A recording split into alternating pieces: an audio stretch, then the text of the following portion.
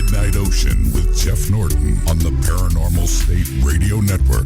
That is right, Andrew. This is another night of the Midnight Ocean. I don't know how many more we have coming as Matthew bears down on the great state of Florida. But yes, we are still live coming to you from the Nature's Coast. Now, we're on the other side. We're on the Gulf Coast. We were the ones that got hit by Hermes. And I can tell you, that was a Category 1. I cannot imagine what a Category 3 or Category 4 is going to be like. But the whole state of Florida is in emergency mode because now they're saying it is going to swing in a little bit closer to land than expected. Hopefully, well, not hopefully, but it'll make landfall. If it makes landfall, that would be good news for us, if there is any good news in this, because now they're saying that if it doesn't make landfall, it is going to swing around about North Carolina, do a U-turn, and come back in and hit us again.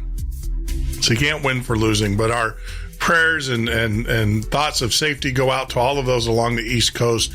My brother actually is in the eye. I talked to him today, and what is he doing? He's laying tile. He's taking the time off to lay a little bit of tile. So, he's got his generator going. His cars are all filled up with gas. Everything's ready to go. And they're hunkered down. Our in-laws along the coast there are also, now they're on the outer islands. If you guys are familiar with the Daytona area, there's a Ormond Beach area, and we're really, really concerned for them. They've already blocked off the bridges that go out to Ormond Beach. They're not allowing anybody to join in or to come in onto the island. So it's one of those things where we'll keep our fingers crossed, prayers, hopefully everything will be okay with them. But as a program note, we're supposed to be about 40 to 50 mile an hour winds, even here on the west coast of the state of Florida. So we don't know. We, just hang in there. We'll keep you posted by Facebook if we're going to have a show or not, on Thursday and Friday, because even with those winds, you can imagine we're probably going to have some downed power lines. And because we are not in the direct path, we might, they were actually telling us that we might be without power longer than we were with Hermes, because Matthew's going to hit the metropolitan area of Florida all along that coast. If you've ever been on the east coast of Florida, you'll know that it's very, very metropolitan and stuff. So hopefully everybody will come through this okay and listen to our governor. Our governor has asked for a mass evacuation. So everybody from the East Coast. And if you are a listener, I'll tell you this. If you guys need a place to stay, if you are a listener, reach out to me. Production.themidnightocean. Actually, use listener.themidnightocean@gmail.com. We can put you up. If you're over on that side of the island, we can help. We got plenty of space. Tents. We have tents for you, but we'll be glad to help out where we can. All right, enough of that. So we got tonight's show. We're going to have Stephanie Osborn on.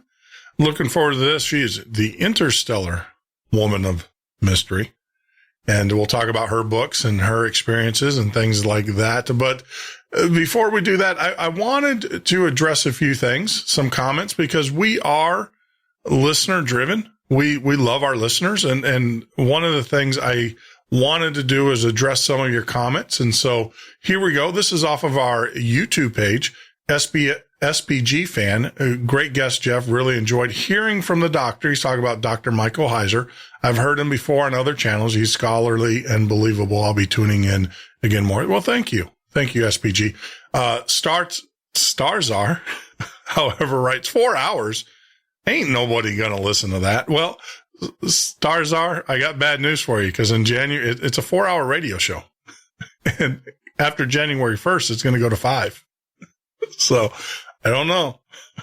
Maybe, maybe you need to go back and watch some NFL or something. I don't know. Or whatever you watch. If you watch anything, who knows? Maybe you're a book reader, which more props to you if you are. Demetrius says, mad props to Jeff Norton for hosting Wall Thornton on his show. Wall is one of my idols, and I followed his work extensively, and I encourage anyone with a curious mind to check out thunderbolts.info and their YouTube channel, Thunderbolts Project. The work those people are doing right away is truly revolutionary. Absolutely. And thank you, Demetri. He actually has more comments, but so we can get through these, I'll go through the hairdresser says, I'm now a new subscriber to your show. Found your show after listening to Dr. Ram and Jimmy Church's show. Oh, well, I'll let you know. Dr. Ram's going to be joining us again on Monday. He's coming back in. That's going to be fun. I love him. I love Dr. Ram. He's incredible. He is just, he's just so entertaining. And, but it is like herding cats and stuff. But I love Dr. Ram. He is so fun. He's a guy that I can sit around and just let him listen. I got criticized on my first one. I talked too much. I'll remember that with him this time and let him go. But actually he enjoyed it because he said he didn't have to talk that much. So it's a balance. It's a balance. Brian Kerr says, I think the electric universe model is better than the standard model. I'm going electric. Yeah. Brian, I am too. I kind of believe. I am of the belief. But, what created the planets to begin with? That's now the question that we have, is what put them there. I do believe that the electric universe makes a little bit more sense to me. I think and then John Fulton says, hope you can have Rob Skiba on sometime. Yep. John, Rob, I will let you know. Rob was originally scheduled last week to join us here, and he had some family emergencies that came up. I'll let him tell you about that if he so chooses. But we are in talks with him to get him back onto the show here within a week or so. So we will definitely have Rob back on. Earl Gray talks about interview starts at 30. Yeah, Earl, thank you. Yeah, one of the things, guys, we did, if you notice, our interviews actually start at the very beginning of the show, except when I'm doing this. But I'm just doing some housekeeping here. Moderator, you have a gift for Talk Radio. Enjoy your show immensely. Thank you. Sean Holmes, all I got to say is, okay. Sean on the Walt Thorman interview kind of put bull. You can finish the rest of it. We have a policy here that we try not to swear. We try to keep it family. So all I've got to say back to you, Sean, is okay. So, Brian Mendez, thank you very much. Yeah, it was kind of funny how we were advertising our software and then our system crashed. Torn Leaf, thank you for your comments. Brenna Young, thank you. Of course, the Underground Resistance Network, they're on there quite a bit in the chat room. So thanks once again. Mod Speak, there's some agree. I agree with you and I disagree with you. So there's a lot of chat. So get out there, guys, into the chat room. We'll try to acknowledge those a little bit better, in the future. So as promised, we want to, go ahead and cue this up. So we got Stephanie is going to hopefully be joining us here in a minute. So yep, I see her there on the YouTube line. So let me give you guys a little bit of a background here, a little backstory on Stephanie. I got to drink my Tim Hortons. I reached out to Tim's to see if they had a different style because there's no reason why they can't have the logo. But Tim Hortons coffee, the best inexpensive coffee, the working man's coffee that you'll ever drink. If you're within 500 miles of a Tim Hortons, I highly recommend that you take the detour and you get out there and you get yourself a dark roast with a Danish. Good stuff. Good stuff. And no, they don't pay to advertise. It's a self-endorsement. I just love their product. So our guest tonight is Stephanie Osborn. Few can claim that the varied background of Stephanie Osborn, the Interstellar Woman of Mystery, veteran of more than 20 years in the civilian space program, as well as various military space defense programs. She worked on numerous space shuttle flights in the International Space Station and counts the training of astronauts on her resume. Her space experience also includes Spacelab and the ISS operations, variable star astrophysics, Martian, aeolian, geophysics, radiation physics, nuclear, biological, and chemical weapons effects. There is a resume that most people, I can honestly say, Stephanie, will never obtain. Well, it took a while. I'll admit it took a while to get there, but yeah, that's it. And guys, so you guys know that's just half of her bio. There's still more here, but I figure she can probably tell the stories better than me just reading it off of a page. How did you, all right, so let's just start out from the very beginning. How did you seek out this field? Were you always a kid that looked at the stars, kind of like in with the cosmos, and just and said, I want to be in this business? Pretty much, yeah. Is that how it worked? When I was a kid, I'm very, very, very small. I'm giving away my age here. I'm older than most people think I am to look at me. When I was very small, two very important things happened. Yeah. One was the Apollo fire. Uh-huh. I was just barely old enough to understand what happened, but I did understand what happened because I was a little bit on the precocious side. The other thing that happened was, and you'll laugh at this, okay? A certain television program called Star Trek started airing. Now, my little kid brain watched Star Trek, and it said, this is the way it might be one of these days. Yeah.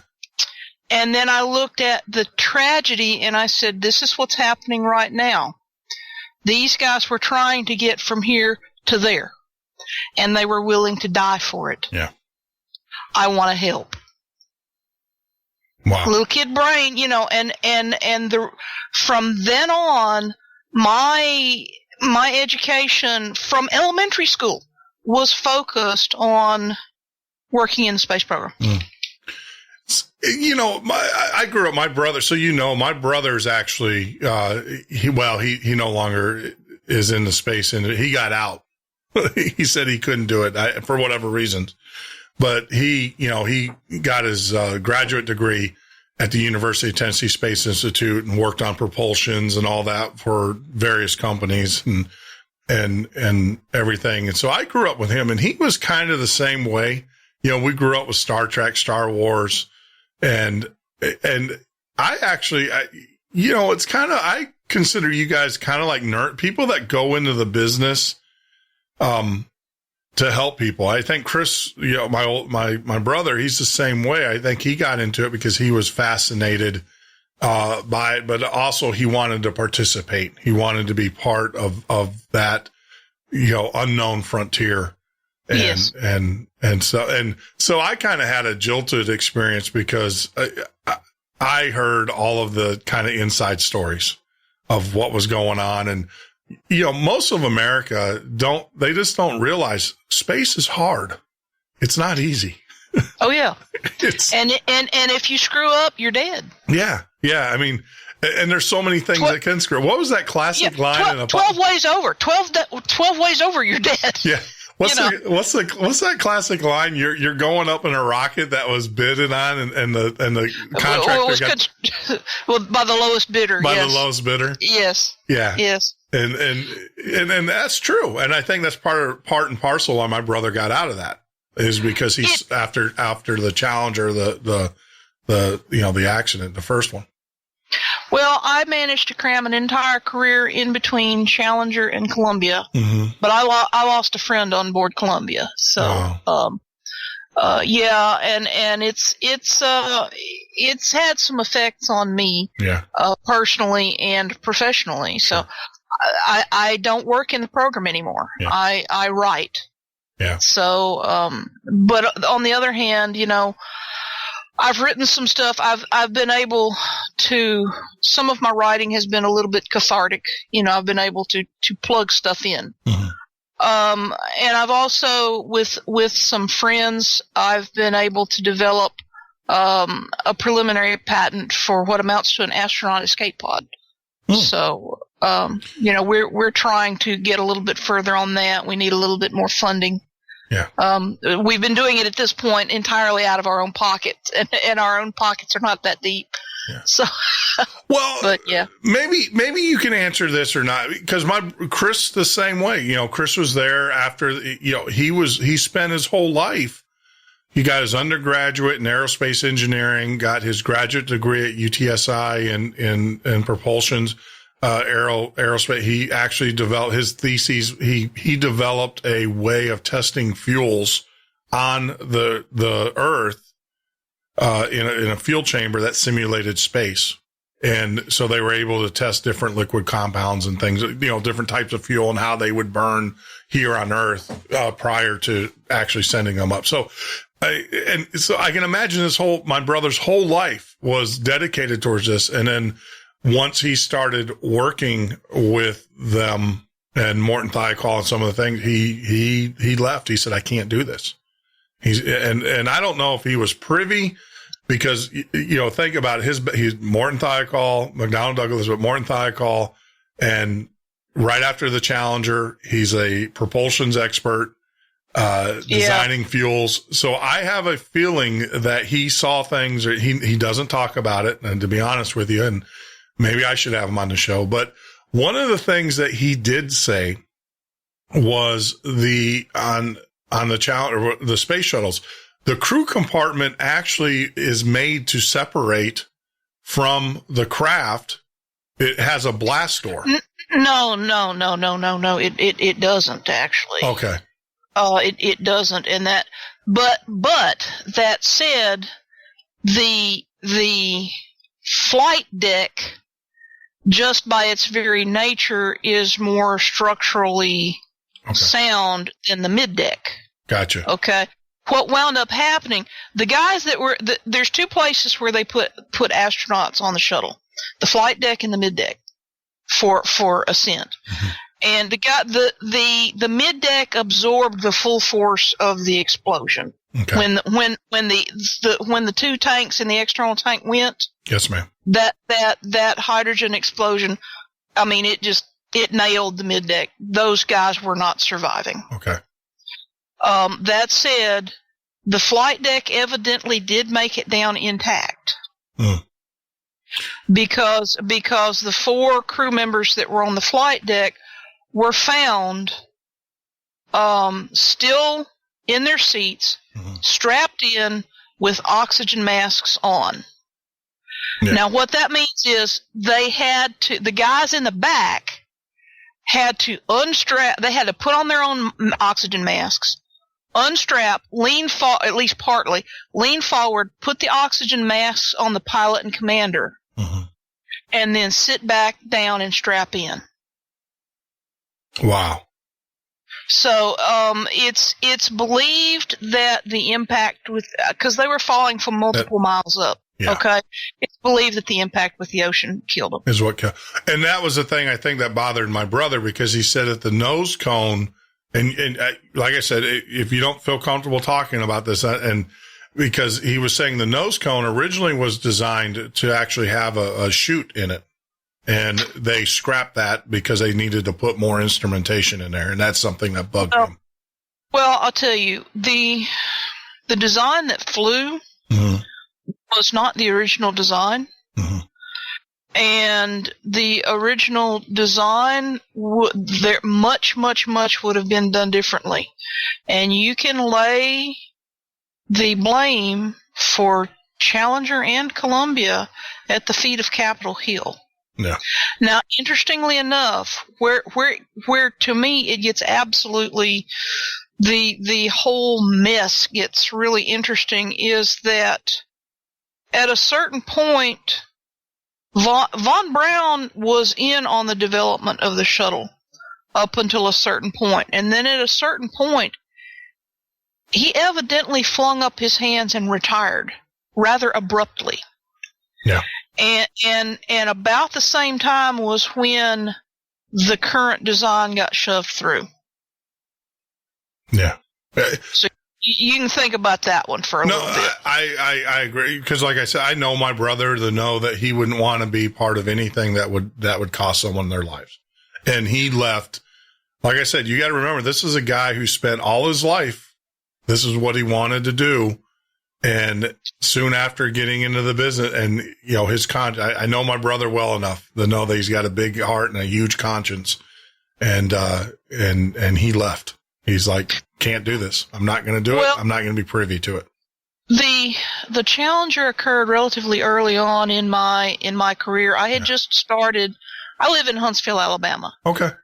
And I had just started on a program. I was the resident astronomer for a DoD space-based sensor, and that's about all I can tell you about it. Okay. But we were on phase 1 research and development, and phase 2 was to have been prototype development and testing, which was intended to include a functional scale model flown on the shuttle, complete with payload specialists to operate it. Now, I was one of 3 candidates for payload specialist on the team. And I had been working on the research and development phase 1 for about 2 months when Challenger happened. And, of course, they grounded the fleet and indefinitely. And so phase 2 of my project got canceled. I was still willing to go, but one thing led to another, and I wound up, because I didn't have that immediate route, I wound up not going up. I did, however, work many missions as a flight controller. When Columbia went down, I had begun writing what later became my first published novel. It's called Burnout: The Mystery of STS of Space Shuttle STS-281. And it involves a space shuttle disaster scenario. But my fictional scenario was sabotage. In the course of my research, I pulled up all of the Challenger reports and read through them, and I said, okay, Challenger occurred on ascent. I want to make mine different. I don't want anybody thinking I'm trying to profit off of the tragedy. So I'm going to go the opposite end of the mission, and I'm going to have mine occur during reentry. And, hon, I want you to know, I had the first draft written and in the hands of my writing mentor when Columbia went down with my friend Casey aboard her. And Travis had to talk me out of trashing the manuscript because I got the orbital inclination correct, I got the overflown states correct, I got the re-entry flight path correct, I got the intended approach to the Cape correct, I got the region of breakup correct, I got the debris field correct, the overflown state, the whole bit. The only difference was that since my fictional scenario was sabotage, the debris field extended off the Texas coast into the Gulf by a little bit. That was the only difference. Wow. It freaked me pretty badly. I can imagine. Let's take a break right there, and I want that to digest because we actually have a natural break coming into the show.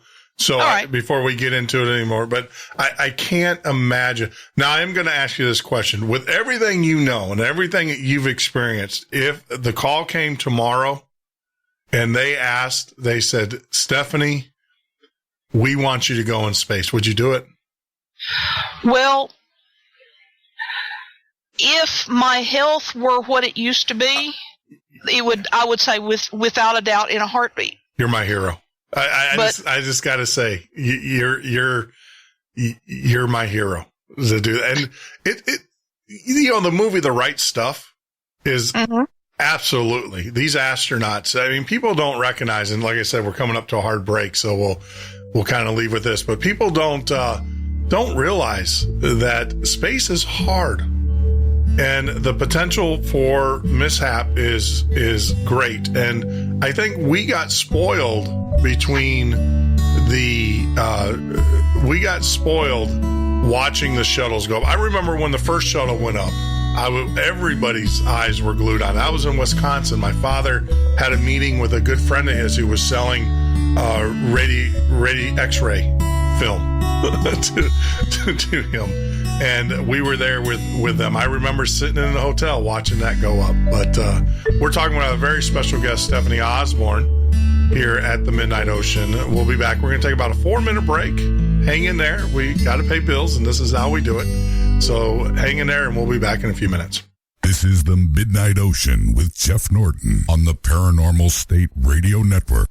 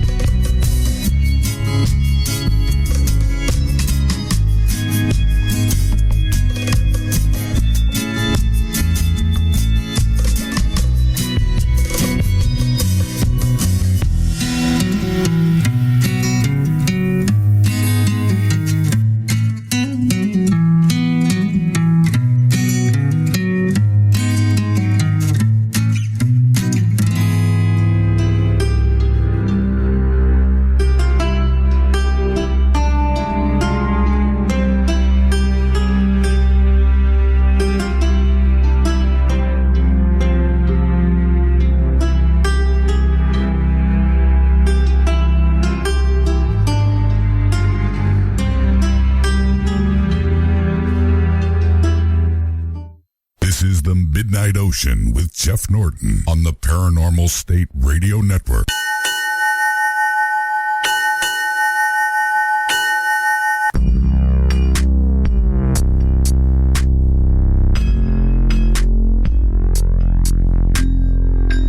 That is right, Andrew. This is the Midnight Ocean Radio Show and podcast. You can join us live here every weeknight from 10 p.m. till 2 a.m. Eastern Standard Time, or on the web at www.themidnightocean.com. If you're joining us for the very first time on YouTube, make sure you hit that most important subscribe button. It means a lot to us, and we'll give you a shout out. We will definitely give you a shout out on the show. And for those that are joining us for the first time on Facebook Live, we just started broadcasting on Facebook, and you can find us at The Midnight Ocean. Hey, we're doing a very special thing for you Facebook listeners this week, and we'll probably carry it on. What we're asking you to do is to help get the word out. If you share our broadcast with other pages, other groups you belong to, we will tally up the person that shared our broadcast the most, and we will give you a shout out on Friday. I will contact you personally and arrange a very special thank you gift to you that will be sent to your house. So we appreciate that, and we'll get the chat up so I can monitor chat in YouTube as well. And for those that we use the YouTube chat as our main ways of communicating with us. We do have rules, no personal attacks, and you're gone. And if you respond to that personal attack, you're gone as well. Our moderators have been instructed, and they are known to be quick draw McGraws. That, hey, we got to keep it civil. So tonight's guest is Stephanie Osborn. But before we return back to Stephanie, I do want to, I owe this apology to Albert. Albert sent in his story for last night, and I didn't get to it. And so I'm going to make this very quick, but I promised Albert that I would get to his story here tonight, and let's just go ahead and take care of that little bit of business. Hovering being at the bedroom window. Miami Gardens, this is, I was 17. My bedroom was on the second floor window. We're 12 feet off the ground. I got up to use the bathroom around 2 a.m. Something made me look out my window. Being was hovering there outside where no human could have been. Silver gray, large black orb eyes communicated to me without speaking that I should not fear him. I was not afraid. We stared at each other for about 1 to 2 minutes. No other contact was attempted. I felt calm but sure of what I saw. Left to the restroom. Entity was gone when I came back. For 43 years, I've never questioned what I saw. Always hoped to see it sometimes again, but never have. I felt peace and understanding if it makes any sense. There you go. So Albert, I believe you, man. I totally believe you. You only do these shows a short amount of time before you start to believe. So there you go, Albert. Got your story on the air, and I appreciate you submitting that to us. And I will be reaching out to you tomorrow to get your information so we can send you a limited edition coffee mug. But without further ado, without haste, I want to get back to our guest because I know that she's calling in and she's got other things that she probably want to be doing than being stuck on the air listening to alien stories. But our very special guest, Stephanie Osborn.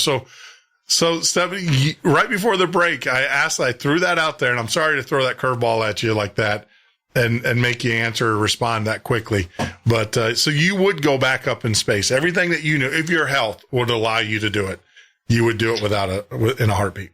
Yes, I would. Awesome. Yes, I would. Yeah, you see, you're my hero. I mean, you guys, astronauts, people, like I said, I have, I guess, an inside knowledge. Inside baseball with my brother and everything, because I think he would. I honestly believe that if he was asked to do it, he would go. And knowing what he knows, because he said the adventure is far greater than the risk, or it would be more rewarding than the risk. We work really, really hard. Yeah, there's the whole lowest bidder thing, sure, but those of us that worked the program worked really, really hard to ensure those guys and gals got up there safe and came back home safe. We weren't always successful, but I can say, having looked at some of the other space programs in the world, we were a heck of a lot more successful than the others. If you don't believe me, just go look up something called the Nedelin incident. Nedelin. That was a massive catastrophe that the Soviet space program had early on. And wiped out their entire team down to one man.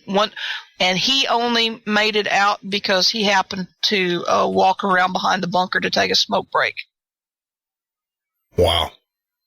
It's probably the only time one can say cigarettes saved somebody's life. Wow. Yeah. I actually, it's not that I don't believe you. I actually just Googled it and see, these are things you never hear about. Mm-hmm. You never hear about it.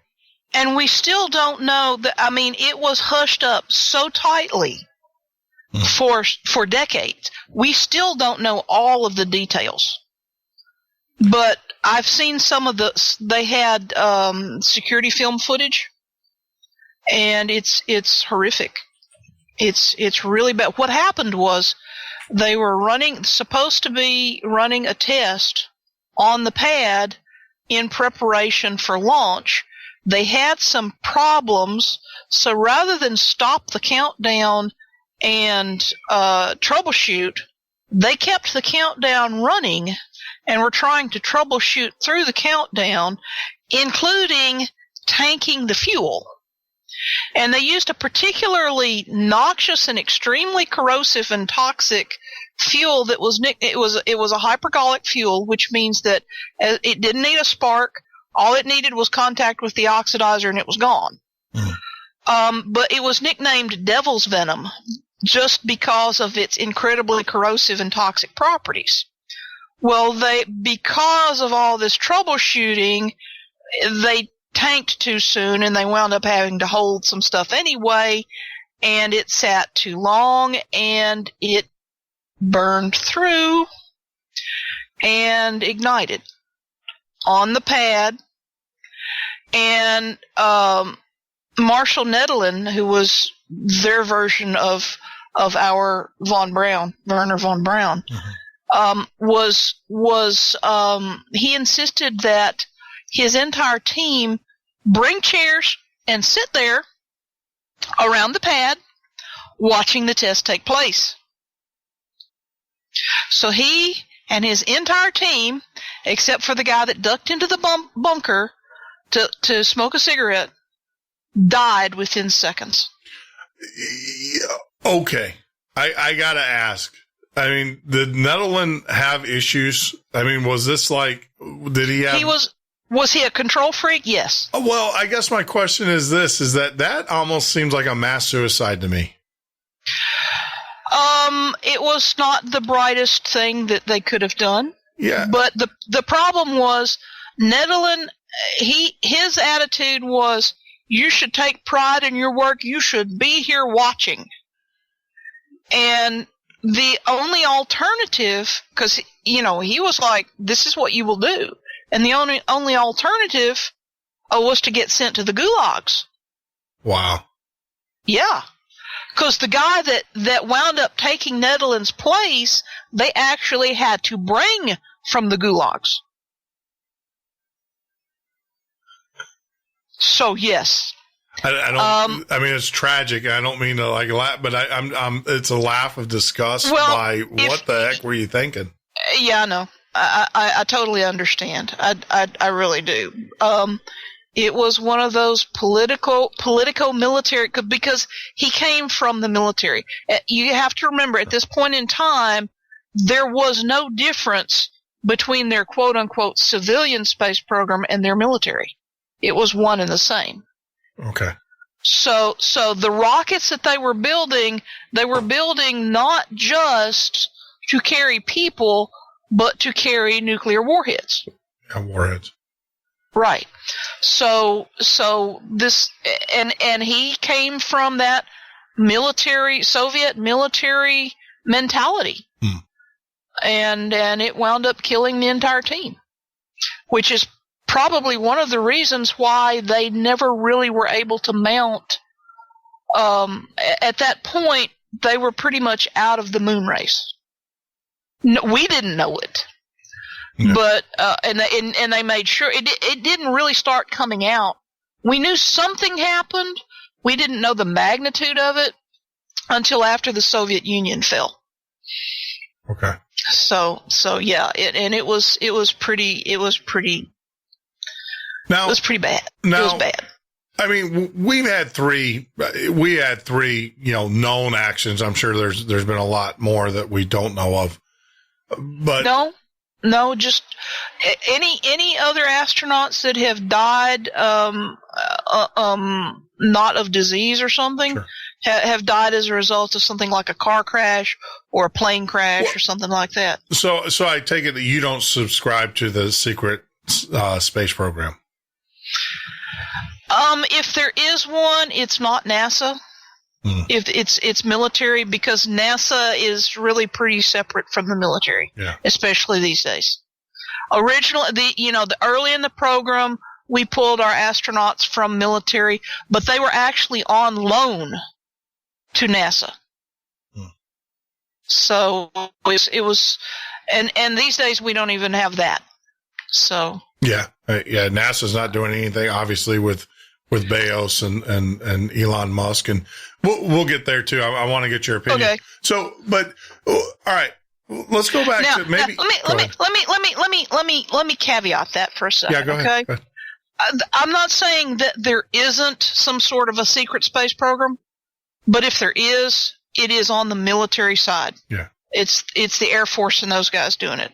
And to be honest with you, it's secret. I mean, it's kind of, we wouldn't know about it if it was. But I just, like I said, they have that one, what is it, the XB-35 or whatever that orbits now. It looks like a miniature version, it's a drone version of the shuttle. No one to this day knows what that thing does. That's true. But I'm sure there's some things going on. I'm not sure it's a manned program. Mm-hmm. And because I don't think that thing is big enough for I don't think it's big enough to be man-rated. Oh, no. It when it's up there for a year, too. I mean, it orbits. Yeah. A year. And so it's not nearly big enough to carry all of the consumables that would be required for a human crew. Yeah. But that doesn't really change if it's not a manned program, that doesn't really change anything, because we already knew they were putting up spy satellites and all that kind of stuff. So. Correct. Yeah. I mean, we don't know. And that's the other thing too. I know, and this is the thing, I have a lot, and we are going to be bringing on an expert in the secret space program. I guess the problem that I have is shooting a rocket in space is not an event that goes unnoticed. Bingo. Yeah. You can't ignore it. You can't fake it. Yeah. You can't hide it. Yeah. Because we sit, I mean, we're over in Ormond. Well, my family's over in Ormond Beach, which is on the east side, and it's a good 100 miles from the launch. And we sit out there clear day, and you can watch them and you can hear them. Oh yeah. I've watched shuttle launches up and down the east coast of Florida, on up into Georgia. And I've seen them. I've got pictures on my website that I took from my hotel room. I've seen multiple launches from Orlando. Yeah. Yeah. I mean, it's like, and I know a lot of people say, well, you want the closer you get to the equator, so you got some of these third world countries. But even then, I mean, with everybody so sensitive with the geopolitical, a launch is not going to go undetected. I am sorry. There are too many countries, too many entities, too many NGOs that you're going to have to pay off to keep that one hit. And then you've got all of the civilian astronomers that are out there every night. Oh yes. Every night they're looking. And see, the thing works in the opposite direction too. The people that say that we never went to the moon. Yeah. Well, we had to, because do you really think the Soviets would have kept their mouths shut if we hadn't? Yeah, correct. Because they would have known. Well, and like I said, there are. I believe they didn't NASA, because NASA just got fed up with it. I was listening to an Art Bell show actually last night after my show, and apparently there was a report because they had a bunch of science. Well, what happened was, all of these, there was several Discovery Channel shows that came out about, we never went to the moon. And then NASA, they had school teachers that were calling up and saying, our kids, because most of the kids today, even myself, we don't remember the moonwalks. I wasn't old enough. And so, whippersnapper. Yeah, I was born in 69. So there you go. There's my age. But, I wasn't old enough. I don't remember, all of those programs. And it was funny because a lot of the newer the millennials don't even know space because, at least I grew up with the space shuttle going up, right? A lot of the millennials don't even know what the space shuttle, they didn't know that. And so NASA finally said, look, because they were getting all these calls from these teachers saying, look, we got to do something. So I think NASA built a telescope, just to lock it on, the moon to say, hey, look, here you can see the vehicle, you can see the landers. Here they are on the moon. You can see the remnants. You can see you can see the rovers that we were riding in. You can see all that and come on over. And I believe they put the telescope in Georgia somewhere on one of the science buildings. And now you can actually go and they will show you. You go to Georgia and they will show you the landers on the moon. And, it was just, like I said, everybody, not everything has to be a conspiracy. It's great. It makes entertaining radio. Trust me. But I think there's some things that are just, I don't know. Like I'm going to have, and we're going to get into this too, because I promise, we have a lot of flat earthers, that like to, come on the show and talk about the flat earth, and I'll get your opinion on that here in a little bit. I already know what it's I don't know. We haven't talked ahead of time. But you do. You can figure it out because of what I just said. I already. Well, this thing called orbit, the whole, and that was. That was one thing of my brother. Actually got me in trouble because he was 4 years ahead of me. So he was coming out of his undergrad as an aerospace. And, of course I was in high school taking physics, and the whole thing is they taught you at the time is that there's no gravity in space. So my brother's like, well, absolutely not. There is gravity in space. That's what you call orbits because you're always in a falling state, but there is gravity in space. It's just, you're weightless because you're constantly falling. You're constantly falling around an orb, around an elliptic. It's the one time that you can honestly say that you fell and missed. Yeah, that's right. And stuff. So and that's how you have orbits, and whatever. So, going back, and I don't know how much of this, can you please explain what actually happened on Apollo 1? I know that was our first space tragedy. Yeah. What happened was that they were on the pad. It was not time for launch. They were doing some preliminary testing. It was relatively early in the countdown. The testing was supposed to occur. There was this newly developed thing called Velcro. And the astronauts had gone hog wild using it to stick notes and cue cards and everything else all over the inside of the cabin. At the same time, as it turned out, one of the cables had been caught in what amounted to a metal cabinet door. And as things were being moved around and shifted and everything, that cable insulation began to fray. Now this, I'm giving you the abbreviated version, all right? The reports are online now. You can go read them for yourselves if you want details. I'm trying to fit this into a couple minutes. At the same time, this was while they were still using pure oxygen to pressurize the cabin. One thing led to another. There was a spark. There was enough highly flammable material in the cabin to ignite in the pure oxygen environment. unfortunately, in an earlier mission in the Mercury program, you will remember that Gus Grissom was almost killed on splashdown because the pyro bolts around his hatch blew and blew the hatch away from the cabin, from the capsule, which then started filling up with water. They got him out, or he got himself out, and they got him.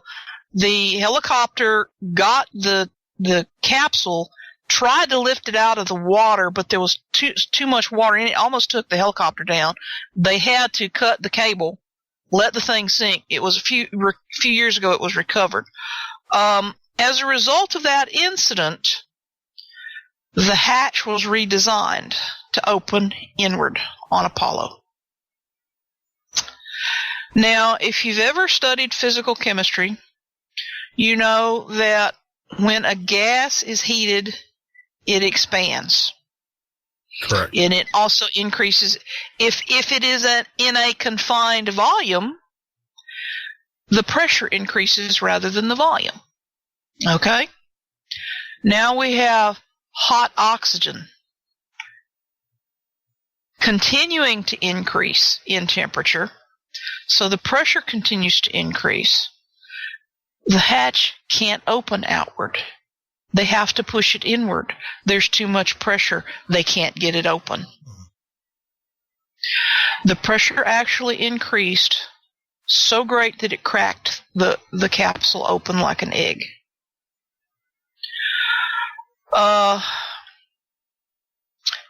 It's my understanding that the astronauts did not. They didn't die of burns. They actually died from asphyxiation because of all of the pressure. That and the hot air and the smoke, because it burned through their umbilical cords, which supplied the oxygen to their suits, and they asphyxiated. See, I never heard that explanation. I've always heard the classic, they were in the liquid oxygen, or they had the oxygen inside, it leaked. That was my question, is how did they have the oxygen to begin with? But you're saying it's just part of the pressurization process. And right. That was normal cabin atmosphere at that point in time. As a result of that, they changed and they started developing mixes.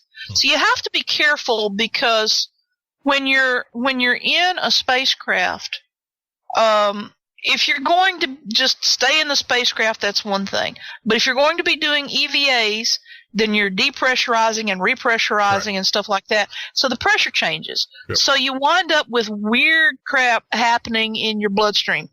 Yep. The bends, etc. Well, any three-gas diver will tell you that, especially around here. And so you get what I'm talking about there. Yep. And so they had to work on developing some combinations of gases that didn't cause a problem when you were depressurizing and repressurizing for spacewalks or whatever. But up until that time, they just used pure oxygen, and they didn't have to worry about any of that. But then they discovered, well, crap, maybe this isn't such a good idea. So that's basically what happened for Apollo 1. So where did the Velcro come into play? You mentioned Velcro, it turns out, is extremely flammable. And if memory serves, it also, when it combusts, it gives off toxic fumes. Toxic fumes. Oh yeah, the plastic, the polymers in there. Yeah, I mean, I believe vaguely. I think I've experienced that with. I was one of these. I was a Boy Scout, and as a Boy Scout, we tend to throw anything and everything in fires. Yeah. So, plastic bags, all sorts of different things. And so I can imagine the polymers in there. So, causing, fumes for them. Wow. See, I never heard that explanation. I just knew there was a fire, but I never knew the pressure, the door. You see, you learn something new every day with our special guest. We're going to take, obviously, a 4-minute break. When we come back, Stephanie, I do want to get back into your book and some of the unfortunate premonitions that you had when you were writing your book in the Columbia disaster. But this is the Midnight Ocean. Join us here. We are speaking with our very special guest, Stephanie Osborn. She is, if you guys haven't figured it out, a scientist, a space explorer. So she was part of the space program for many years. We'll take a few minutes break, and then when we get back, we will start delving into her books. This is the Midnight Ocean with Jeff Norton on the Paranormal State Radio Network.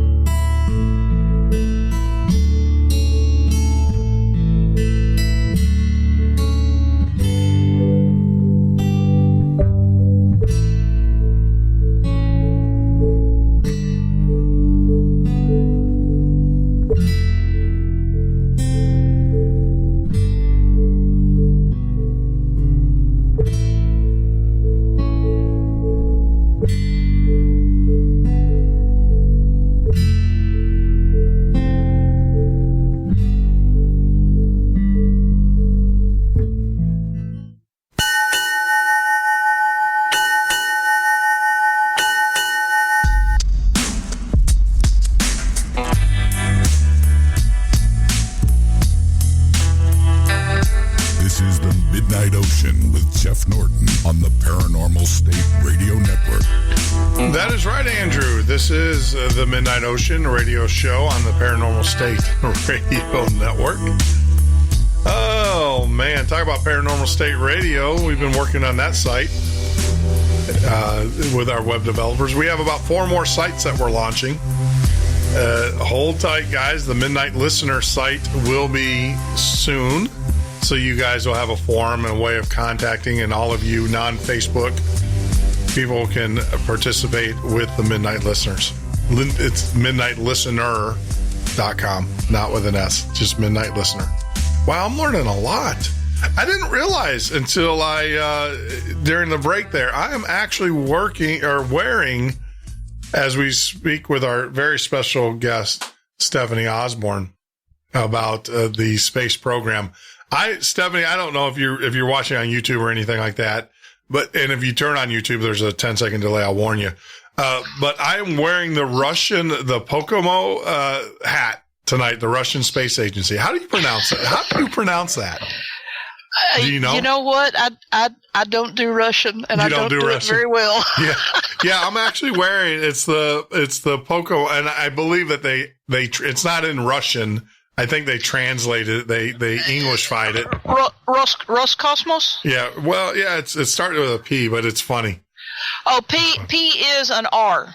Oh. In Russian. So the Russian, one thing I do know is that the Russian alphabet is actually loosely based on the Greek. When the Greek Orthodox missionaries moved into the area, they didn't have a written language, so they came up with they adapted the Greek alphabet and then added some other symbols for sounds that the Russians had that the Greeks didn't. Oh. And so it became the Cyrillic alphabet. Gotcha. So what looks like a P is a rho. Which is an R sound. So I've been saying it wrong all along. So it's probably Roscosmos. That's the last I knew was the name of their agency. It. Yeah, that's it. Yeah, that's what I'm wearing. And this was actually sent to me by a viewer because I tend to wear black hats on this show. And so I have viewers and people that send me hats and say, here, and this is from the Russian space program. So, and I didn't plan that. I just put it up because I do have a NASA hat as well. And I do have a SpaceX hat that was given to me. I'm not going to wear it because it was actually signed. I should probably bring it out and show people. But cool. That was signed by several of the engineers and Mr. Musk himself. So that's pretty cool. Very cool. Yeah. So, they said I have worked with people from the Russian space program, the Japanese space program, the Indian space program, ESA, and a few others. But I really just never quite caught on to Russian or Japanese. Yeah. Some of the others I did okay with, but not those. Which is funny because I was a military brat, so I was born in Japan. And I don't know any Japanese. I love sushi though. That's all I can tell you. More for you. I love sushi. I love raw fish. I'm into that. But that's what I don't mind the raw fish. It's the seaweed I can't stand. Yeah. All right. Sorry. I love it all, but most people didn't join. I do want to say that Debbie, we have the show that's feeding live to YouTube and also the Facebook at the same time. And on top of that, it's going out over the web through podcasts and different affiliate stations and stuff. But I just got an alert. One of our guests here you go. And this is going to lead into the next question for you, Stephanie. I'm going to put you on the hot seat here. So Debbie, I'm not going to say your last name. She just reported, I'm sitting on the deck as usual, and every night there's a helicopter patrolling the sky. Just now he got really close. It's very strange. This is like nothing I've ever seen before. It's not your typical shape. It's like thin in the middle. It has 2 forks like looking thins in the front and back. It's totally silent. I lived in this spot for a while, and every night when it gets dark, he shows up. This will go on until dawn. Hey, Debbie, take a picture. Take a video of it. I mean, it might be, who knows? It might be a private drone that someone has built, and is flying in your neighborhood. But take a picture of that and, send it to us. We'd love to see it on the show. That kind of segue. So how do I say, I'm just going to come out and ask you. Okay. Are you a believer? You believe in UFOs? As far as I'm concerned, the jury is still out. I don't disbelieve in them, but I don't necessarily... Okay. I'll say this. UFO stands for unidentified flying object. Do I believe there are unidentified flying objects? Yes. Absolutely. Okay. Do we know what they are? No. By definition, they're unidentified. Do I believe that there's aliens flying around our planet? The jury is still out. Nobody has presented me, I don't say there aren't, but nobody's presented me with sufficient evidence to believe that there are either. Bring me an ashtray or something off of one of the darn things, Yeah. Well, I was talking with Brad Olson. Of course, he wrote the Eccentric series, and he's on a lot of the Ancient Alien shows, and he and I both came to the same thing. We don't care until we get the fly one. We don't believe in them until we actually put our hands on them and get inside them and fly them and then crash them, because more than likely we'll crash them. I've played around on a multi-axis simulator. Give me the controls. You can do it. Yeah, you can do it. That's one that, when I was going to flight school, a lot of the guys that were like, oh, you had to go get your help. And I'm like, are you kidding me? Are you nuts? I can't do that. I mean, I'm not that coordinated. Because flying a helicopter is hard to do. And, flying in all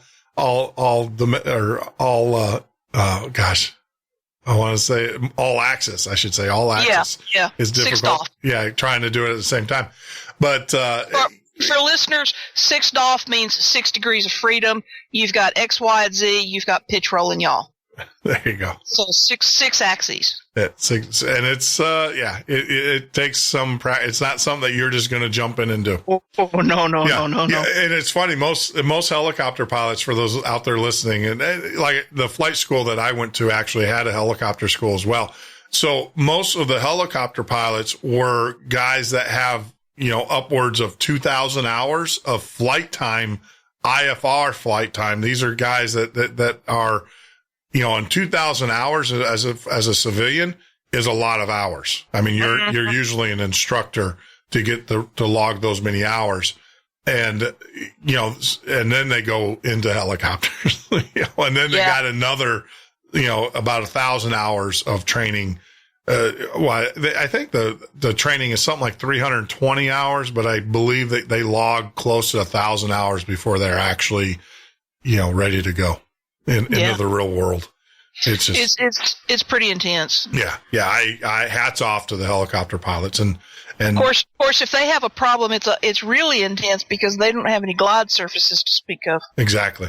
So, they have auto gyro, and that's about it. And if you ever see a helicopter auto gyro on YouTube,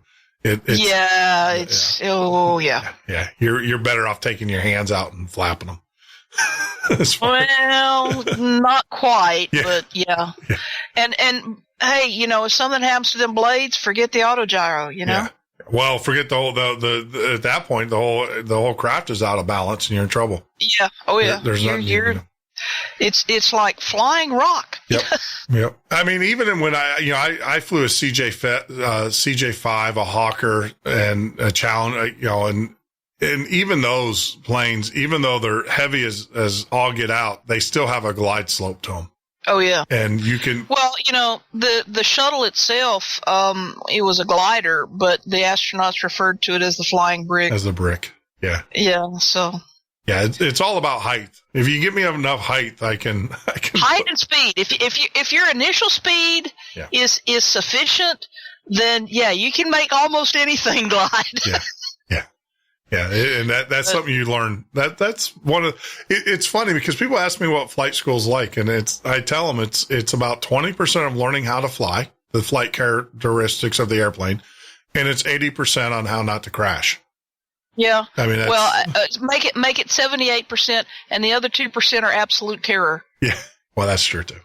I had a few when I was flying my check ride on the CJ. I was coming in, and this is the thing: is that flying a jet's different than flying a prop plane, because a prop plane you power back when you hit the runway. When you hit the tip of the runway, you power down. A jet, you actually power in. You got to remember it's different.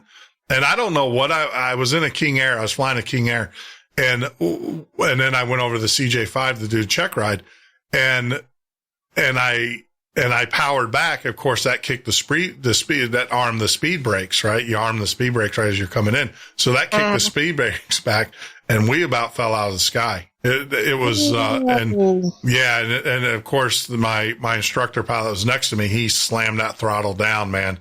And we took off like a bat, but it just, because instinctively, flying prop planes for so long and then jumping into the jet, I screw. That's why you have checklists, right? And you go through them and you talk through them and you do all that. Bet. For some reason, my muscle memory, I throttled back.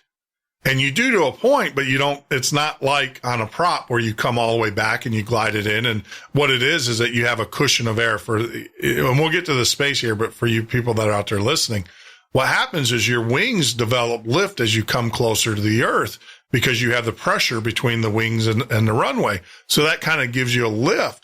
Well, in a jet, because it's so heavy, you don't have that lift. Well, you do, but it's negligible. It's not. The percentage is lower. It's percentage, and it's not like a jumbo jet, which has huge wings, because the bigger airplanes, you do feel that on a small private jet, and it was different. So yeah, we kicked the speed brakes on, and we definitely fell below glide, and next thing I know, he.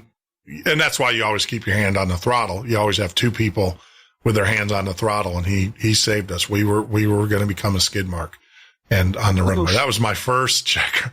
Needless to say, I didn't check. Yeah. I was back down in Illinois, going back through the simulators through flight school. Well, but for me, I probably could have done it and been fine. But obviously my training, I needed to put some more sim time in and stuff. So, and so it only goes to say, especially in your field, these astronauts are highly trained individual. I mean, it's amazing the amount that they go. And like I said, they spend their whole lives and it's so tragic to hear these events that happen to these individuals who've committed their whole life to space. But let's change. Well, I don't know if we're changing it to a happier subject. Right before we went on the break, 2 segments ago, your book, the STS-281, correct? Yeah, it's a fictional flight number. Yeah. The book is called Burnout. The Mystery of Space Shuttle STS-281. 281. And I deliberately chose a number big enough that I knew we weren't going to get to it. Correct. That way nobody can say it was this flight or whatever, But yeah, that was my first novel. Here it is 7 years later. And by the end of the year, I should have 30 titles in print that I have authored, co-authored, or to which I have contributed. So, yes, I've been busy. You've been very busy. Yes. I mean, that's writing one book. I haven't even written my first one yet. I get to about 20 pages and I stop. I've got about 4 or 5 manuscripts I've started, and I get to the 20th page and I'm like, okay, I'm done. Well, start off then. First off, don't worry about page numbers. Word count. Yeah. Word count is the way to do it. Yeah. That way, page number, you can vary depending on your font. But word count never varies, regardless of font size. Yeah, that's true. So I've done that trick. that you might look at trying your hand at a short story, or a novelette. Yeah, you got short story, novelette, novella, and novel, and then a whole freaking series. Then the whole series, which I've written professional articles for magazines, and I've written technical documents and things like that. So I do know how to write. I've done my share of writing. I've done my especially with patents and filling out all of that, all the requirements for that. So I do know how to do it. It's just one of those things where I always find an excuse And there is really no excuse. You just got to sit down and do it. It's like everything else. But I did want to go back to your book. I mean, you mentioned something that was curious to me in the sense, and to me, it proves science does work. So you hypothetically, this was a space shuttle. Obviously you tried to put it, way out there. You said that you did it on entry versus, exit, yep. Right. To make it kind of so you weren't right and everything. And you, through your expertise and your knowledge of space, wrote, all right, if this happens, so you predicted everything that basically was going to go wrong, except yours was a sabotage versus it was I think a mechanical kind of breakup with the Challenger. Correct. Correct. So the science is there. I mean, you put a lot of science. I mean, did you model it? Did you just do this in your head? How did you work with some other people? No, I had enough experience, technical experience, working console and stuff by that point. And I had made it a point as I trained and as I went through my missions, I learned as much as I could about the overall system. I worked out of the Payload Control Center here in Huntsville, but I also knew what was going on down at the Cape. I knew what was going on in Houston. I knew how things worked on orbit, and I had friends in most of those places, and so I could get my hands on. If you've ever seen the movie Space Cowboys, that it's a fun romp. There's a lot of stuff they get wrong. One of the things they got right was the emergency bailout procedure at the end of the movie. And I knew that as soon as I saw them start in on it, because I had actually gotten my hands on the various and sundry abort procedures and read through them. So I knew what I was seeing when they started depicting it. I studied all of that stuff as I was going through my work, and so most of it, I didn't really talk to anybody about it. I just got my hands on the documentation I wanted, and read through it and said, okay, this has to happen in this order. If we're going to have this happen, then this has to be an initial condition. And I came at it from the standpoint of my science background. If you're working a physics problem, then you want to know what your initial conditions are so that once you set the model in motion, you're going to have these results. And that's kind of the way I set the scenario up. And so I actually took some metaphorical pages out of some of the missions that I had worked and said, well, I want this to be a tethered satellite mission, and they were going to be in this particular orbital inclination because of this reason. And there's only so many orbital inclinations that the shuttle can fly. So I'm limited there. There's like 3 or 4. And so I pick one. So I've got, a 25 to 33% chance right there. And then there's only so many different ways that you can approach the Cape. And once you know that, then you are those two things tell you what states are going to be overflown, or if the states are going to be overflown. Because if it's coming up from the south, it may come across Mexico or something. Anyway, there's these different things. And so once I had established what I wanted to be happening on that mission, it set those parameters. Okay. And once those parameters were set, the rest of it fell into place. It just happened to be sheer, dumb, horrifying luck that essentially the mission, Columbia's last mission, required those same parameters. So it wound up being, the same orbital inclination, the same intended approach to the Cape, the same overflown states, all of that, because once again, once you've established the orbital requirements, the rest of the stuff falls out automatically. You can, if you've got this orbital inclination and you're coming in at this point in the orbit, then your only approach to the Cape is this trajectory and this flight path. So that it automatically requires that you fly over these particular states. You see what I'm saying? I got you. Yeah. So it's, okay. So the sign, I mean, it's not like they come in on different flight paths. It's pretty much a standard. Yeah. Okay. Oh, well, all right. So, and please, I understand you lost a friend on that flight. Yes. So I want to be sensitive of that. And if please let me know, because this is a conversation, but it's intriguing because I've had so many questions about it. My first question is, how can you not, how can NASA not know that one of their ships, because these things are pressurized, correct? How could they not know that it had a hole in it, or not have a hole in it? Because the cabin is pressurized, but the wings are not. But you would think they would have some kind of sensor that would say, "Hey, look." There's no need for pressure sensors inside the wing. They had temperature sensors inside it.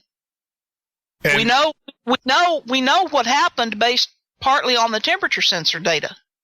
Yeah, I guess that was the question. So when they decided to deorbit the shuttle, did they know that they had these issues, that they had it? Or because the classic thing where you hear them talking about the pressure, the temperature rising inside the landing gear bay and everything. Well, let me try to give you a quick synopsis. Sure. Have we got enough time? Oh, we got more than enough time, because I think that there's a lot of us out here. I don't think a lot of us truly understood or understand what happened with. It's kind of like a lot of us didn't understand what happened with our astronauts, and the fact on the first mission that failed. So please let us. Okay. Yeah. We got time. With Columbia. Basically what happened was the insulating foam on the external tank, because the external tank is so big, it has to be sprayed in segments and allowed to cure dry. Mm-hmm. Unfortunately, that very fact tends to lead to slight non-uniformities where you stopped one batch and picked up on the next batch. Mm-hmm. And so we had a cold day. We had cryogenics inside the tank. We had ice form. It tended to cause bits and pieces of this foam to spall off of the external tank. On this particular launch, a piece of foam spalled off that was approximately attaché case sized, and it smacked into the leading edge of one of the wings. I want to say it was the port wing, but don't quote me on that. I may be remembering wrong. So it hit the leading edge. It hit hard enough to break a hole in the reinforced carbon-carbon composite that made up the leading edge. And then it proceeded to rake down the underneath side of the wing and gouged a groove in the piles, and probably caught and bent the flashing around the landing gear door on that side. Okay. We know that something that was roughly shaped like that flashing, metal flashing, floated away from the underneath side of the orbiter on orbit. So we have this scenario. So as the thing comes in, you wind up with hot plasma forming around the craft because of the speed of reentry and friction. And so you wind up with this ionized gas, hot ionized gas, blowing into the hole in the leading edge of the wing. So it goes in and it's hot. It's not supposed to be in there. It starts We noticed that the temperature sensors closest to the place of the breach began to spike, and it softened the wing. At the same time, it's blowing in through that missing flashing into the landing gear. Yeah. Hey, Stephanie, I hate to do this, but we got to take a break here. Okay. It's the bottom of the hour, so we'll take a 4-minute break. We'll come back because, this is fascinating stuff. Because I've heard the government explanation, but I want to hear it from someone who knows and doesn't have ties or allegiance to the government and to NASA and those programs. So we are listening to our good friend Stephanie Osborn is joining us as she's explaining what happened to the Columbia, and this is personal for her. So be respectful. We'll be back in a minute. This is the Midnight Ocean with Jeff Norton on the Paranormal State Radio Network.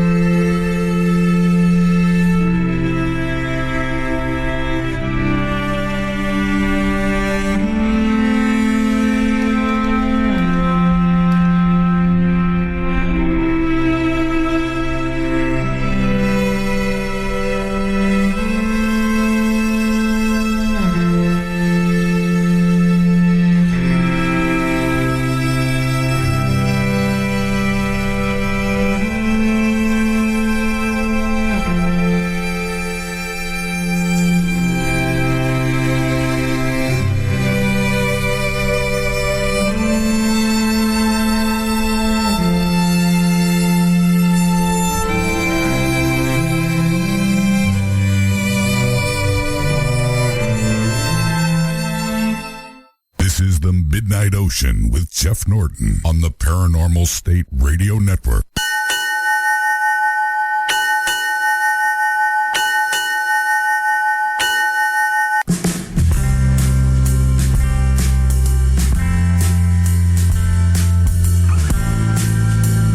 That is right, Andrew. This is the Midnight Ocean Radio Show and a podcast. I'm your host, Jeff Norton. You can join us live here every weeknight from 10 p.m. till 2 a.m. Eastern Standard Time, or on the web at www.themidnightocean.com. For those that are on Facebook, we're streaming live the first time on Facebook, and I do notice it is kind of jittery out there. Don't know what's going on there, but you can join us always over at YouTube.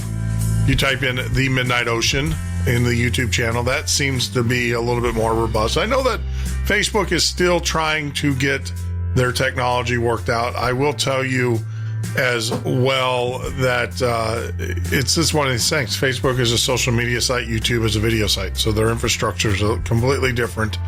And so you can join us over there at YouTube. I'd love to have you. But that's proven technology. We're experimenting with Facebook, and I like it. And maybe, who knows, they might be able to get it worked out. The other thing too is that Facebook, I don't think, was really intended for a 4-hour show like we have going on here. So if you ever want to kick on over to YouTube, you're more than welcome to. And make sure while you're there, you hit the subscribe button. That helps us out tremendously. And you can always catch us live on the internet through Spreaker, through many of our apps. You can download, if you go to our website, themidnightocean.com. We have several. We have Android. We have Android. We have iPhone apps. You can get us and get the audio as well. And that way you don't have to look at my mug all night long and stuff. For those that are on our website, the other thing too, get out there. Manu Indarami, as you guys know, is a guest on the show. He Star Trek fame and various other shows. He's going to be joining us here in the next couple of days to talk about his new project called The Circuit. But we have a link there. It's the only one that we're going to put up on our site because that's, I love the project and love what they're doing. So get out there, and if you're a Star Trek fan, if you're one of those big fans, if you're into the role playing or the cosplay and all that, you'll understand what The Circuit's about. But he's going to be joining us here probably the next couple of days, just as a friend, and also to promote his project, The Circuit. But click on that and take a look at it. You have my permission. If you want to do it now, you can do that. You're not going to hurt my feelings, but take a look at what they're doing. And it's a pretty cool project. But getting back to our guest and the matter at hand, Stephanie Osborn. Sorry about that, Stephanie. Unfortunately, we do have to pay bills, and that's how we do it around here, because we don't charge for subscriptions or anything like that. So it's 100%. And the other thing too is it gives everybody a break to get some coffee and things. So before we went off, you were explaining the hot plasma that was coming up on the shuttle Columbia, and as it was making its reentry. Right. So basically you've got a small hole in the leading edge of the wing, and further on back on that same wing, you have the hot gases blowing in, not only in the hole, but also up into the landing gear bay, because that flashing is gone, right? So most people don't stop to think about the tires on the shuttle. They're huge. Oh, they're massive. They're also pressurized. Yeah. Just like a semi-truck tire, just bigger. Yeah. Have you ever seen what happens to a semi-truck tire if the semi catches on fire? Oh, it's devastating. What does it do? Well, they explode. Exactly. Yeah. So you've got all this, multiple 1,000-degree gases blowing into the inside of the wing. This is starting to soften the struts, the structural support of the wing. Okay? They're not melted exactly, but they're starting to get kind of wobbly wobbly. Well, and now you blow up the tires. Well, I want to stop you right there because I want to explain to people what a plasma is. What thing about the plasma, and I don't know what the temperatures that we're talking about, but it's the same thing that this is not like, how do I say this? Jet fuel burning steel. This is not that same scenario. No. This is a cutting torch. Yes. This definitely, no one is going to argue with you that this is what we use. And I'm sure the plasma on reentry is probably hotter than the plasma that you can produce on the ground to cut steel in half anyways. So, I mean, that's what's going up inside this wing, inside this wheel well is basically a cutting. Think of it as a person up there with a cutting torch that's cutting away. Yes, basically. Yeah. Now, but it hasn't cut through yet. But now you blow up the tires. Yeah. And so it's soft, and so the wing just tore apart. Yeah. So now you've got a shuttle, which is a flying brick with wings. Yeah. And now one of the wings is gone. Yeah. And it lost all aerodynamic stability and went into an uncontrolled tumble at something like Mach 18. Yes. Yeah. I mean, it's going to get shredded. Yeah. That's exactly. And that's exactly what happened. What, that was one thing you talked about, the cowboy space movie. That was one thing I always thought was bunk because you can't a human body can't handle the forces of ejecting at speed of sound. Can they? Can and has. Really? But the thing that you have to realize is if you pay attention to that movie, they slow it way down. There is a specific procedure involved. Yeah. In order to do a bailout from the shuttle. Okay. That you got to slow it way down, and you got to be down below a certain altitude, and you hook onto a rod that extends out and below the wing. So you don't hit back into the shuttle. Bingo. Yeah. Right. So you go out on that and it slings you down below the shuttle. Yeah, I mean that makes sense. I'm just wondering. Well, I guess they're trained though, or they maybe have the straps on their things that keep their limbs. Because because I've jumped off of a high dive. I mean, we're talking one of the Olympic high dive, the platforms as a kid. I didn't say you were going to come through it unscathed. Oh. Well, yeah. But you'll come through it. But you should come through it alive. Gotcha.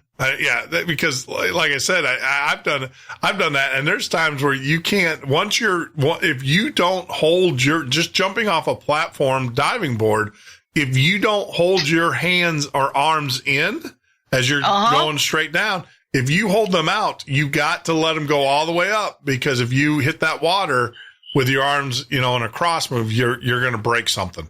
Yep. And even at that height, which is not that tall because of just sheer force. But wow, it's so. So there are a lot of requirements for a bailout before you even can attempt a bailout procedure.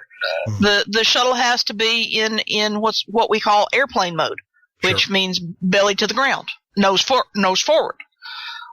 It doesn't necessarily fly like that on orbit. Yeah. It can fly belly to the sky, tail first if it wants to. Well, most of the time. No atmosphere. Well, most of the time that you see the shuttle and stuff, they're upside down to protect the astronauts from the radiation and from the sun. No, it's much simpler than that. Oh. They're looking at the ground. Oh, is that what it is? They got stuff in the payload bay. They want to observe the ground. Oh. So so they turn belly out so you can get a good, no matter where you are, you got a good look at the Earth. They fly tail first these days. They used to fly nose first, but these days they fly tail first because they began realize, well, they don't do any of it anymore because the shuttle's retired, but they began flying tail first because there's a whole lot less vulnerable stuff in the tail, and we began realizing that there was enough debris in orbit to pose a danger. Yeah. Like the first time we came home with a ding in the windshield. The windshield, yeah. From a paint chip. Yeah. I remember my brother saying at one time that those things are in space are traveling at supersonic speed. Oh yeah, they're traveling at tens of thousands of miles an hour. Yeah, and they, pieces and. Do you ever see that becoming a problem? The movie Gravity. I actually see that being a huge issue. I mean, if I was a rogue nation and I wanted to mess everybody up, economies up, because we are so satellite dependent now, I just shoot a rocket up into the thing and just blow it up. Oh, it's even simpler than that, but I can't really go there because classified. Actually, don't get me started on Gravity because bunkum. There was so much science wrong with that movie. I couldn't even go see it. I agree. I saw the trailer in the theater and I wanted to throw something at the screen. Yeah, the only thing that I it was an entertaining thing, but the only thing that it was filled full of a lot of liberty and then I wound up with people, talking to me on social media. Wasn't that fantastic? No. I didn't know you could do such and such. Well, you can't. What do you mean? They showed it in the movie. Well, yeah, I'm sorry, the movie was wrong. No, it wasn't. It was a movie. Yeah. They had NASA even liked it. No, NASA didn't say anything like that. Didn't say anything. Yeah, I don't think they did. And let's talk about movies. Have you seen? I mean, there's this one video that's out there, and I'm going to tell people right now that have watched it on YouTube, and I know a lot of you guys that watch my show have also watched and seen this video because you guys have asked about it, about the Columbia and the fact that it ran in or got into a fight with a UFO. I will tell you hands down that is all CGI. Someone put that together. Great special effects, but I think you're treading on the death of our heroes, and shame on you for doing that because it is CGI, and I can tell you it's CGI, and the reason being is because there is no NASA logo on the port or starboard side of the space shuttle, and it clearly shows in the video that they show after the apparent attack, the side of the shuttle floating by you with it says United States of America with a flag. And it has the NASA logo on it. And that's not there? That is not there. That is not on the ship. That someone took liberty and put that in there. And you don't want me to find them. Yeah, shame on you. Exactly, for doing that because, you could do whatever, but that was a tragedy. People lost their lives. And for you to put a video out like that so you can get your hits or prove your prowess, all you proved to me is you were a jerk. Well, I'll tell you, my husband is a graphics artist. Mm-hmm. And in fact, long story, but he wound up, because he did some artwork for my website, several publishers now come to him for cover art. So much of my own cover art for my books is his work. But he's taught me how to look at I'm not quite as good with video as I am with still pictures, but I can pull a still picture in and look at it, and I can tell you within probably 90% accuracy if it's been photoshopped or not. Yeah. And invariably when it's something like that, it's been photoshopped. Yeah. Now, I do have to ask, there was a video that was put out of the Columbia as they were descending, that they said there was the video and then it went blank. Is that a true video? Do you know the one I'm talking about? No, I don't. Okay. I don't know the one you're talking about. Yeah, there was one out there where you actually have it's an inside image of the shuttle as it's descending. But the only problem that I have with that is I will tell you, no, that's not legit. Okay. There have been other shuttle missions where they did take a video through the cockpit windows. Yeah. Of the you could see the plasma, and all that kind of stuff. But if it sounds like somebody got hold of one of those and edited it. Yeah, because I couldn't see. This is my thing. It's got to be an internal video that has it because you can't broadcast through that plasma as the ship. No, you can't. as the shuttle's coming down, that plasma, as the atmosphere, as it's doing it, you can't even get a signal out.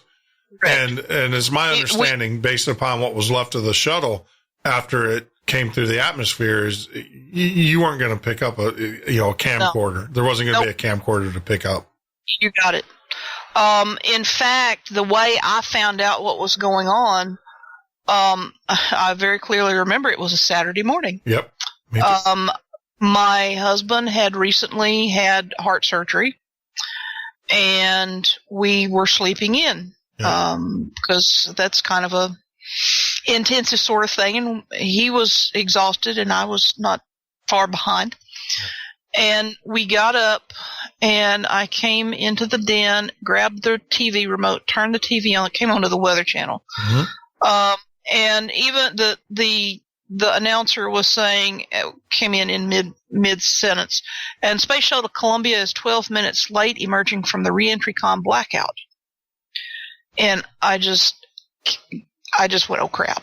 Yeah. Because I knew what that meant. I mean, 12 seconds would have been pushing it, but 12 minutes. So I turned and I yelled down the hall towards the bedroom, which in retrospect, what I yelled is probably not the right thing to have done to a heart patient.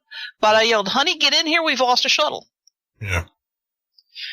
And, so, I mean, yeah, that is standard. You have the plasma prevents broadcast. Yeah. You're not going to get it, live. The best you can hope for is, getting a recording later on. And like you said, the thing came apart at the seams. And so you're not going to have a camcorder surviving that. Yeah. Yeah. What's the biggest piece that they found? Oh, geez, I don't know offhand. The biggest piece that I've seen is on order of maybe the size of a car door. Yeah, I mean, yeah, and it was pretty obvious that was a piece of the fuselage, not an interior piece. Yeah. So yeah, it's. That said, it's my understanding that at least one crew member was found on the ground, body relatively intact, cause of death, multiple blunt force traumas. From the explosion. It didn't explode. Well, the breakup. The breakup. We're not sure. I actually I got to talk to a field coroner. And he kind of gave me, I asked him about that. And he didn't actually say anything. He used his body language and gestures. Mm. And so what he did was he shrugged and then he nodded. Because what I had asked him was he beaten to death by the debris as it broke up around him, or did he die when he hit? And so his first response, the first part of that, was to shrug, and then he nodded. And then he said, we weren't there, so we'll never know for sure. So the official line was that they died virtually instantly as the shuttle went into this violent tumble and broke apart. And I really hope that is the correct. I hope that's what happened. Yeah, yeah. I mean, there's still pieces to be. I mean, they still haven't. This wasn't like the Challenger, in which they knew where the debris fell and they were watching it. I mean, this fell over multiple states even. So never mind counties. Yeah. And a good stretch of the debris field was in Texas, and Texas is huge. Yeah. And it started breaking up before it got to Texas. So yeah, there are pieces we will never recover. There are pieces that people found and squirreled away. Yeah. There are pieces that people found and treated with honor and basically buried. Buried them. Yeah. Yeah. Yeah. So they gave it a burial. So. Yeah, I remember I was cooking pancakes, Saturday morning I was cooking pancakes for my youngest daughter. And I just flipped on the news and saw kind of like the meteorite kind of image where you can see it. And then they came back and said that was Columbia. They had the poor guys in Houston at the MCC. All they knew is that they weren't getting telemetry when they should have been getting telemetry. You have the reentry comm blackout, but then when it emerges, once it gets down to the point where it's slowed down enough to where the plasma starts to dissipate, then you start being able to communicate again. And that didn't happen. And they couldn't raise them. And they couldn't figure out what was going on, and it's a big honking building with no windows, and they couldn't even see out. Yeah. And it wasn't until relatives and friends started calling them on console and saying, "Turn on the TV," because so and so got a video of it, and now it's playing on channel whatever. And then they went, "Oh crap! You got to be kidding." Now, when they have events like that, do they actually sequester? Do they actually lock down? I saw that in a movie. I wanted to ask you, do they actually? Yes. Okay. And it's in my book. And the reason they do it is because they want to freeze see, we've got software, we've got console logs, we've got, all telemetry data and all this other stuff. We want to freeze everything as it was at the moment that the disaster occurred. Because that is part of the forensics. That's part of figuring out what happened and why. I mean, is your experience that NASA really wants to know why, or do they want to withhold it? Is it containment of information as well? No, it is. We want to know what happened. Okay. We want to know what happened. We need to know what happened so we can prevent it from happening ever again. Okay. I mean, that's fair. I mean, I always wondered if they really, because data is data and it's always going to be there. So this whole rigmarole of locking everything down, I always thought that was kabuki theater. No, it's not. Okay. Because you've got computers running. You don't want to overwrite stuff. You don't want to inadvertently erase something. You don't want somebody to inadvertently wipe a disk that shouldn't have been wiped, or scribble out an entry in a log, or for that matter, if it was somebody that did something stupid and they know they did something stupid and it was their fault, you don't want them going back and modifying things to make it look like it wasn't their fault. Yeah. Talking about overwriting something, the disk drives for the Apollo missions. I still find that hard to believe when we go back and you file the freedom. They tell you that the original audio and the original video and all that has been overwritten or destroyed. They can't find it.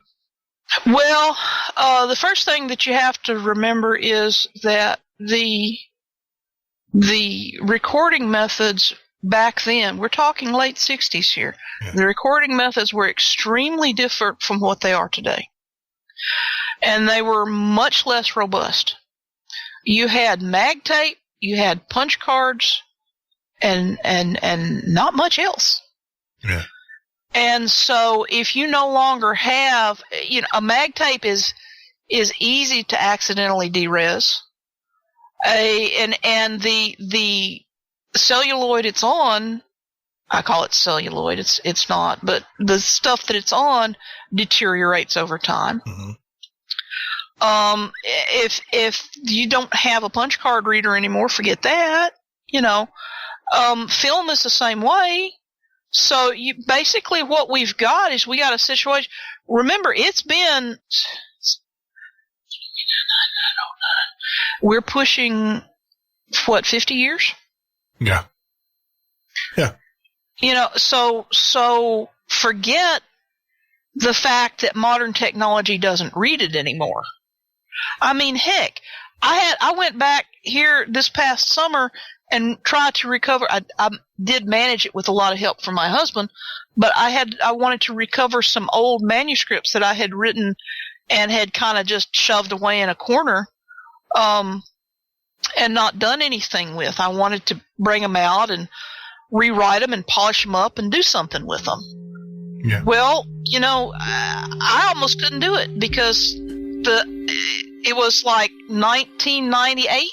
Yeah, the format was different. Yeah, if you wrote it in WordStar or whatever, and I couldn't find anything that would access a floppy drive. That's true too. So, hey Stephanie, we're coming up a great conversation because the time has gotten away from us. We're coming up on another hard break, so we'll take a break, and we're talking with our very special guest, Stephanie Osborn, is joining us on Skype. And to that point, the New Jersey train, they just finally said even the black box on the New Jersey train, they had to ship back to the manufacturer because they had no way, NTSB had no way of reading it. But we're going to start getting into a little bit more of the edgy topics. I'll just cue him out here. I can do that. So we're going to get a little bit more of the edgy topics. I've got some questions on some video, and I want to get Stephanie's opinion on it. The other thing too is, we'll talk about her books, what she's doing, some of the projects that she's working on currently and in the future. And so hang in there. We're going to take a 4-minute break. When we get back, we will be talking with our very special guest, Stephanie Osborn.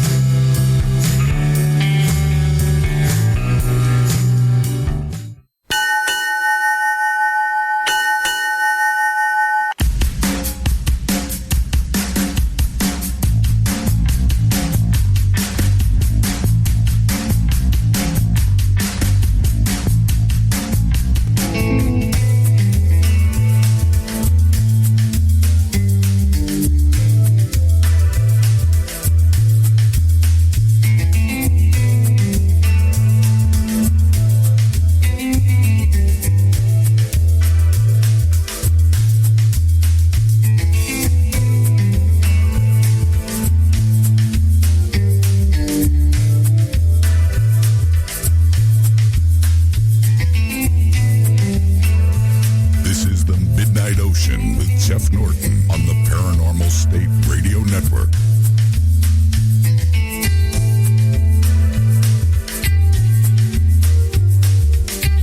That is right, Andrew. As we roll on in to the evening, I think we've taken this ship as far out as we want to go tonight. We're going to come on back to the docks here, head on back home.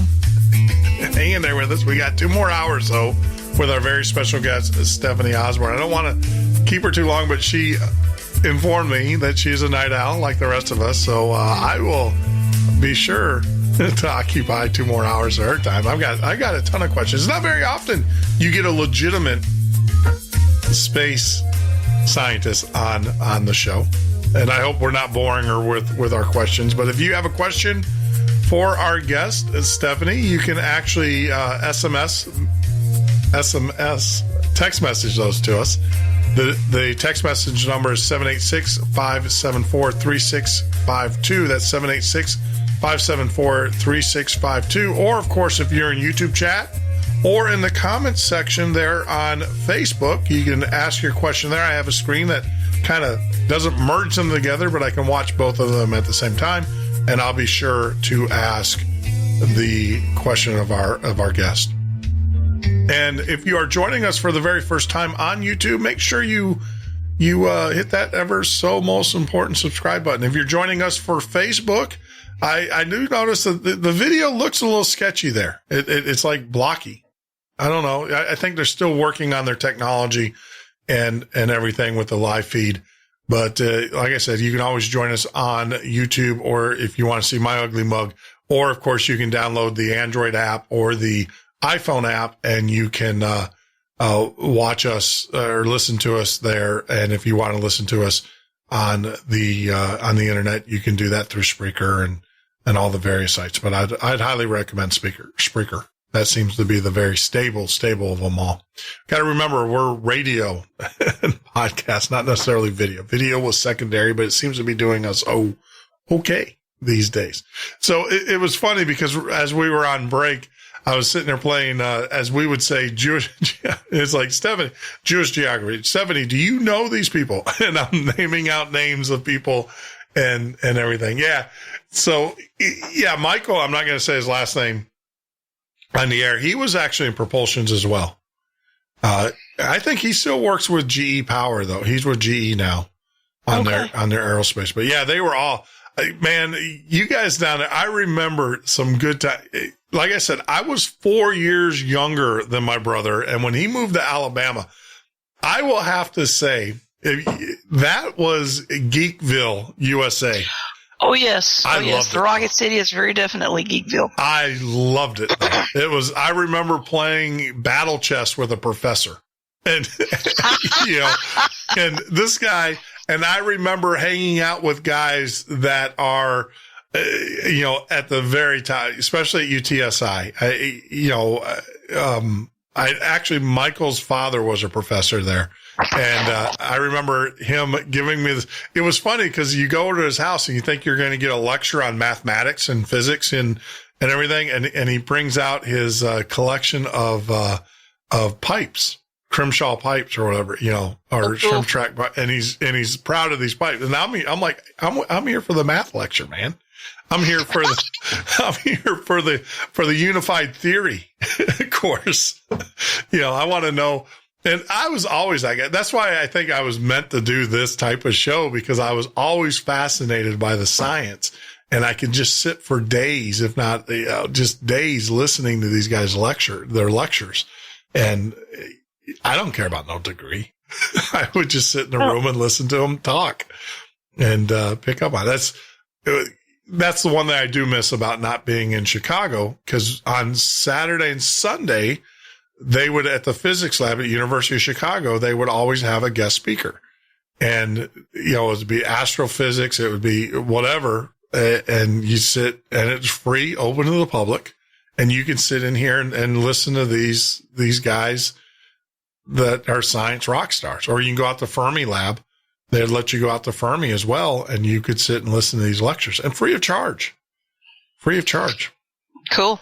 But now you can't do that because of security reasons. Yeah. It's crazy. So yeah, before we take, I want to kind of move off of the shuttle, and I appreciate you taking the time. I know it is a subject that is near and dear to your heart because you did lose a very good friend there and stuff. And I do want to move on more to the crazy stuff. Okay. We're after the hours and we're heading back to the dock. So now I don't have to worry. Let's start talking about this whole thing about NASA turning off its video when it sees strange things in the background. What do you think that's all about? Well, what is really going on there is a case of, usually it's a case of, oh my gosh, are we venting something? Have we lost a piece of the spacecraft? Think about Apollo 13 for a minute. Think about the piece of flashing floating away from the Columbia. You don't want the families of the astronauts finding out, oh crap, things just went to where in a handbasket by watching the TV news. That makes sense. It's that simple. See, it's the whole Occam's razor theory. It's the simplest answer. And that's the first time I've ever heard that anybody ever said that, yeah, I mean, you're watching a piece float off into space. Well, that piece had to come from somewhere. Yeah. And how vital was it? And how, yeah. And I mean, the guys on Apollo 13, they really, all they knew was they could see stuff venting. They could, and of course, as the stuff came out, it was crystallizing. So it was flashy, it was shiny. But they didn't really know how bad it was until, they got ready to re-enter and detached from the service module. And then I think they do have some pictures that you can look at, but I mean, it was. Well, I think they just declassified like within the last month some video. Well, NASA doesn't have a classification scheme. Oh. No, it doesn't. That is a common misconception. NASA is not military. It does not have a classification scheme. NASA stuff is not classified. Oh. Now, if one of the branches of the military has asked NASA to carry a classified payload, then that payload is classified and it is handled appropriately, but the classification goes through the branch of the military whose payload it is. NASA itself does not have a classification scheme at all. Did not know that. See, I learned that. So you can basically walk into their archives at any given time and say, give me this, or do you still have to go through a Freedom of Information request, a FOIA request? No, you can go dig stuff out of their archives. Wow. And most of the stuff that they have still extant that can be scanned and put up on the web has been. Okay. I didn't know that. I mean, that's something I've learned, from the show. That's awesome. It is a common, I get that a lot. Well, they've got it classified. Well, no, because NASA doesn't have a classification system. So, it doesn't, you don't have, when you come on board with NASA, they do a very rudimentary background check. If you become a teacher, they do a rudimentary background check. Yeah. They just want to make sure that you're an okay person, because you're being put in a position of trust. You've got astronauts' lives in your hands. Yeah. It's basic stuff. Right. But other than that, there isn't anything. And believe me, I've worked DOD classified projects, okay? I know from classified projects. But that comes through, that's the military, like you said, that is the military. Exactly. That request, yeah, because my classification actually came through the Army. My classification lapsed when I went to NASA. Really? Now, yeah, because I didn't need it. And they didn't renew it, because they didn't. There was no need to. Yeah. But now the interesting thing is that when I started doing DoD work again, when I transferred away from NASA and started doing DoD work again, because I worked for a contractor, not directly, I wasn't a civil servant. So when I started doing DoD work again, the fact that I had been with NASA for all those years meant that, my re-up on the classification came through in like 2 weeks. Oh, wow. Or something ridiculous like that. Yeah.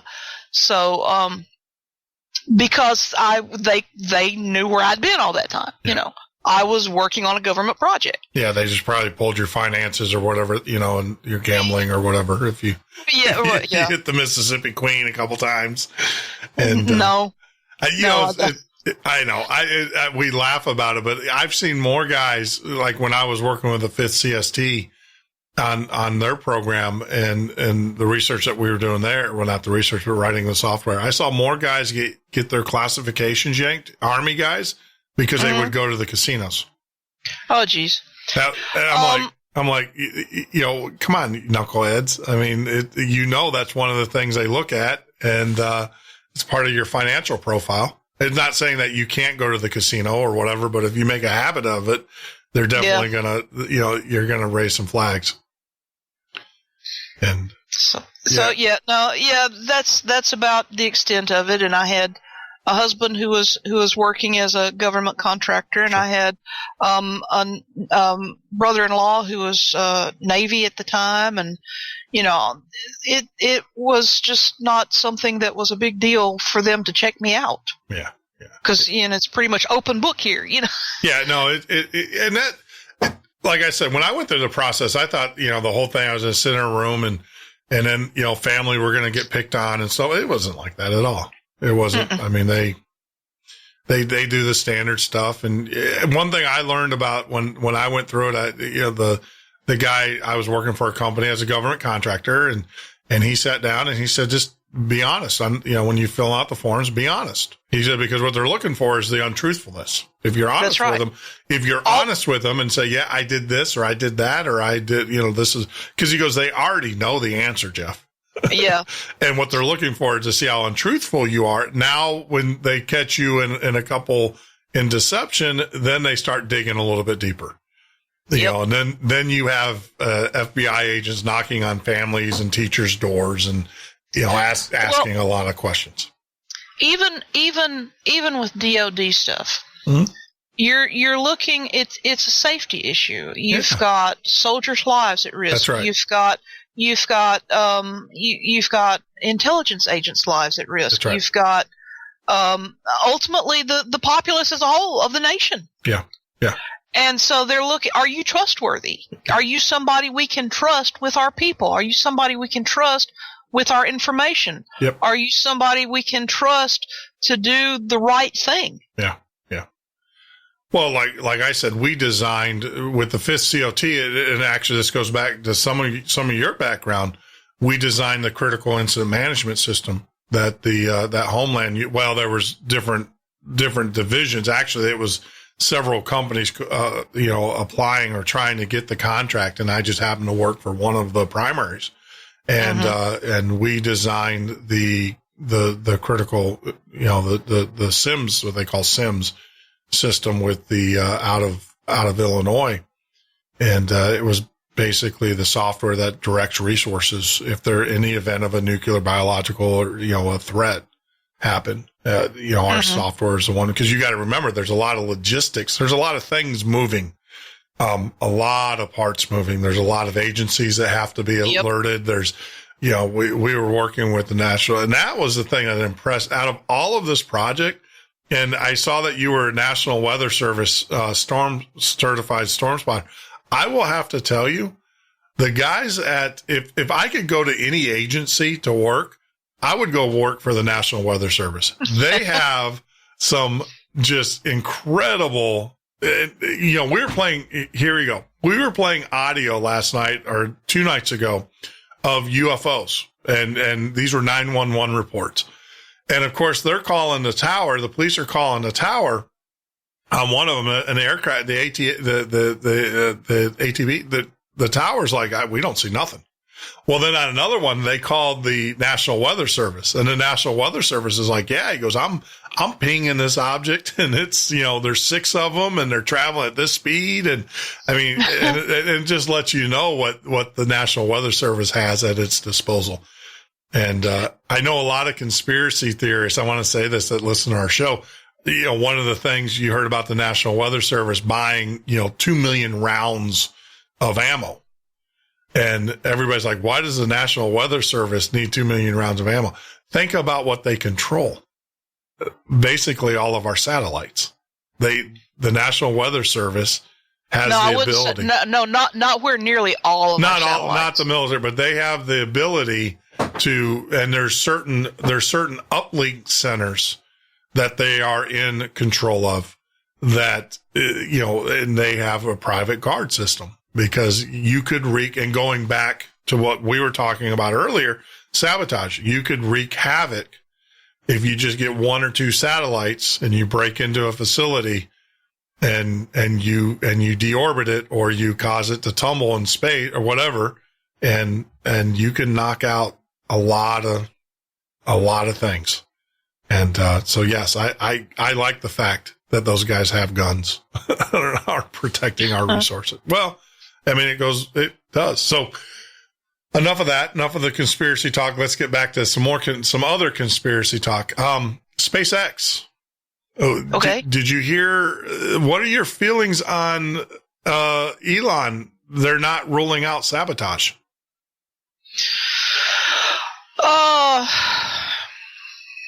Well, if anytime you have a problem, you need to check it. Yeah. And yeah, I would say it's early stages to be ruling out anything at this point. Yeah. It was. That said, is it likely? Probably not, but it's definitely worth a look-see. Yeah. Well, I mean, like I said, I was watching, being in Florida, we watch those launches all the time, and I love them. Mm-hmm. And I was watching the live feed, like here in Florida. For those that don't know, when they have a launch, all of the local stations go to that launch. It's kind of like a big event here, and they treat it as such. And so I was watching when they were doing the test, and it wasn't a launch when they were doing the test. And like I said, anytime they feed anything from the or the launch pad, it goes instantly out to all of our local stations. Now, you guys don't see it outside unless something blows up. I can tell you, I was watching on Channel 5 here in Florida, them doing that. And David, the newscaster that's local here, was talking about it when it blew up. And I didn't see, and when the video came out, I didn't see, they're talking about a drone flying by. I didn't see that in the original video. I think that was someone CGI once again. Yeah, added that. I saw that video, and yes, I can tell you, it was CGI. Yeah, I took a look at it. Somebody said, "Hey, Steph, have you seen this? Yeah. What do you make of it?" And so I took a close look at it. Yeah. It was CGI. Absolutely. And people don't realize you can't come within a mile or so of the Cape in the water. Oh, you can't come within many miles of the Cape in the air. In the air, exactly. I mean, in the water. It's on a freaking airbase, air station. Yeah. Site. Yeah, no, you're not going to be flying a drone without them knowing. Yeah, it's restricted airspace. That thing had come in there for real. They'd have shot that sucker down. Well, they had one incident, where they were the last SpaceX when they actually canceled it because some idiot in a boat got too close, and they that tells you how I mean, the guy was just a pleasure craft, and he was in a boat with his family. And you understand why it has a restricted water area, right? Well, for debris, right? Correct. Exactly. Yeah, they keep you from getting hurt. Yeah, you don't want somebody's out there fishing or whatever, or in his or water skiing or whatever, and all it wants the pieces of a rocket land on him and kill him. Yeah. That's not a good thing. Yeah, when things blow up, they tend to go out. Yeah. But that's the whole reason why they have the launch facilities where they do is because it's literally pretty much right on the beach. So, it travels a few tens of yards and then it's over water. Yeah. So there's no population. And I tell you that one of the most gut-wrenching things I have ever seen in my life, the first time I had occasion to go to Houston on business, I got a chance I was given a tour of the mission control room. And at that point in time, they were still using the one from Apollo days, so that felt like full circle to me. But there is a position called the range safety officer. And as soon as you hear the shuttle has cleared the tower or the spacecraft has cleared the tower or whatever, that means that's handover. That's handover from launch control at the Cape to mission control at Houston. At that point, Houston has control. So as soon as it gets clear of the launch tower, Houston's got it. The range safety officers at Houston, there is on the range safety officer's console, there is a red button shielded under a plexiglass case. And the case lifts up, it's hinged, it lifts up. In the event that the spacecraft goes out of control, and it doesn't matter if it's the shuttle or an unmanned spacecraft or whatever, and it appears that we have lost all control and that it may fall on populated areas, there are pyrotechnics wired all through the system, and it is the range safety officer's responsibility to determine if there is a threat to the populace. He or she will lift the plexiglass lid and slam his or her hand down on the red button and blow the spacecraft to kingdom come. Yeah. Yep. And most people don't realize that. And I knew as soon as I saw it, an ice cold hand reached into my guts and grabbed a fistful, and I said, "This is not a job I will ever want." To be in charge of that. Well, and there was, I believe it was one of the Elon Musk, one of his space. They had an abnormality, and in one of the lifts, and the range safety officer blew it up. It didn't blow up on its own. I mean, a lot of people think that those rockets blow up on their own when they're flying. No, they're blown up, as you said. If they are in air, then chances are, the range safety officer blows them up. Yep. Because that's not what happened to Challenger. No. But yeah. No, that one disintegrated before I think they could determine, and I don't think, because they actually shot that one. I mean, they shoot them over the ocean. It's not like they shoot them over land, but I believe there was an issue where one of Elon's rockets, one of the propulsions, they couldn't get it to turn, how it does that roll or that turn. They couldn't get it to turn, and thus it was coming. They were concerned that with winds and prevailing winds and all of that stuff, so they just blew it up. He wasn't happy, but yeah, but sometimes it happens. So. Well, they have to, because you got. The spin is part of the control. If it's spinning, then it's moving forward and it's not going to wobble. It's kind of a gyroscopic kind of a thing. Gotcha. But yeah. So if it is not spinning and it's supposed to, then you don't have good control over it and you're in trouble. Yeah, you gotta let it go. Talk about SpaceX. Now the thing is I guess IAU was requested. SpaceX asked to investigate IAU, and IAU said no. They had a building that was a mile away, and there's a theory now, and this is all conspiracy stuff, that someone might have taken a shot at it from the top of their building. And so they sent, I think Air Force, OSI went out there to investigate, and they couldn't. I'm waiting to see what comes back. But I will tell you, I mean, it took out the pad. That's the problem. Forget about the rocket. It took out the whole facility. Yeah, it took out the infrastructure, and that's a problem. Yeah, because you got to rebuild that before you can do anything else. I mean, Elon will have the rocket rebuilt before the pad's ready to go. But Another great conversation. There you go. Another segment just blew by us. So we'll take another quick 4-minute break. And then when we get back, we'll continue our conversation. I promise, guys, you in the chat room, I promise that I will ask Stephanie. I think you already know the answer, though, about flat earthers. But this is the Midnight Ocean Radio Show and Podcast. Hang in there with us as we cruise on into the... This is the Midnight Ocean with Jeff Norton on the Paranormal State Radio Network.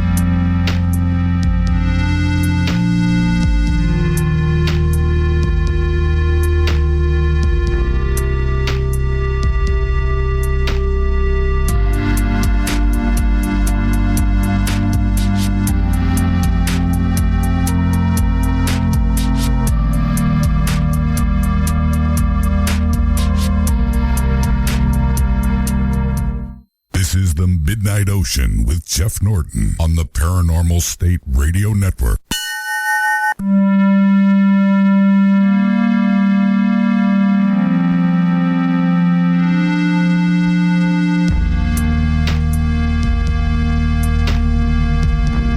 Welcome. Oh, what an interesting conversation. We've covered a lot of topics tonight. I hope we get them all in.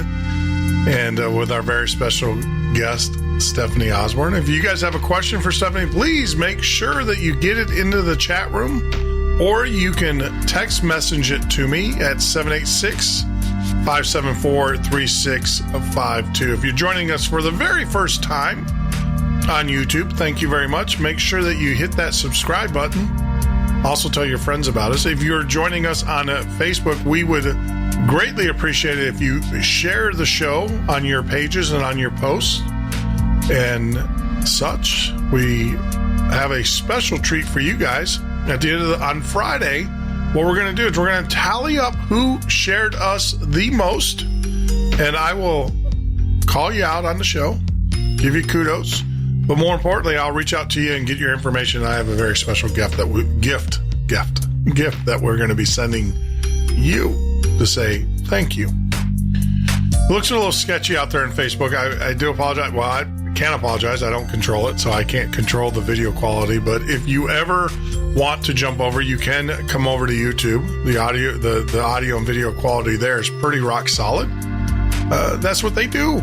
So you'd expect it to be good quality, where YouTube is more of or Facebook is more of a social media site. So, and I think they're still working out their kinks. Oh, I believe that pretty much covers all of the housekeeping that I have for you guys. So let's get back to our guest. And I do promise,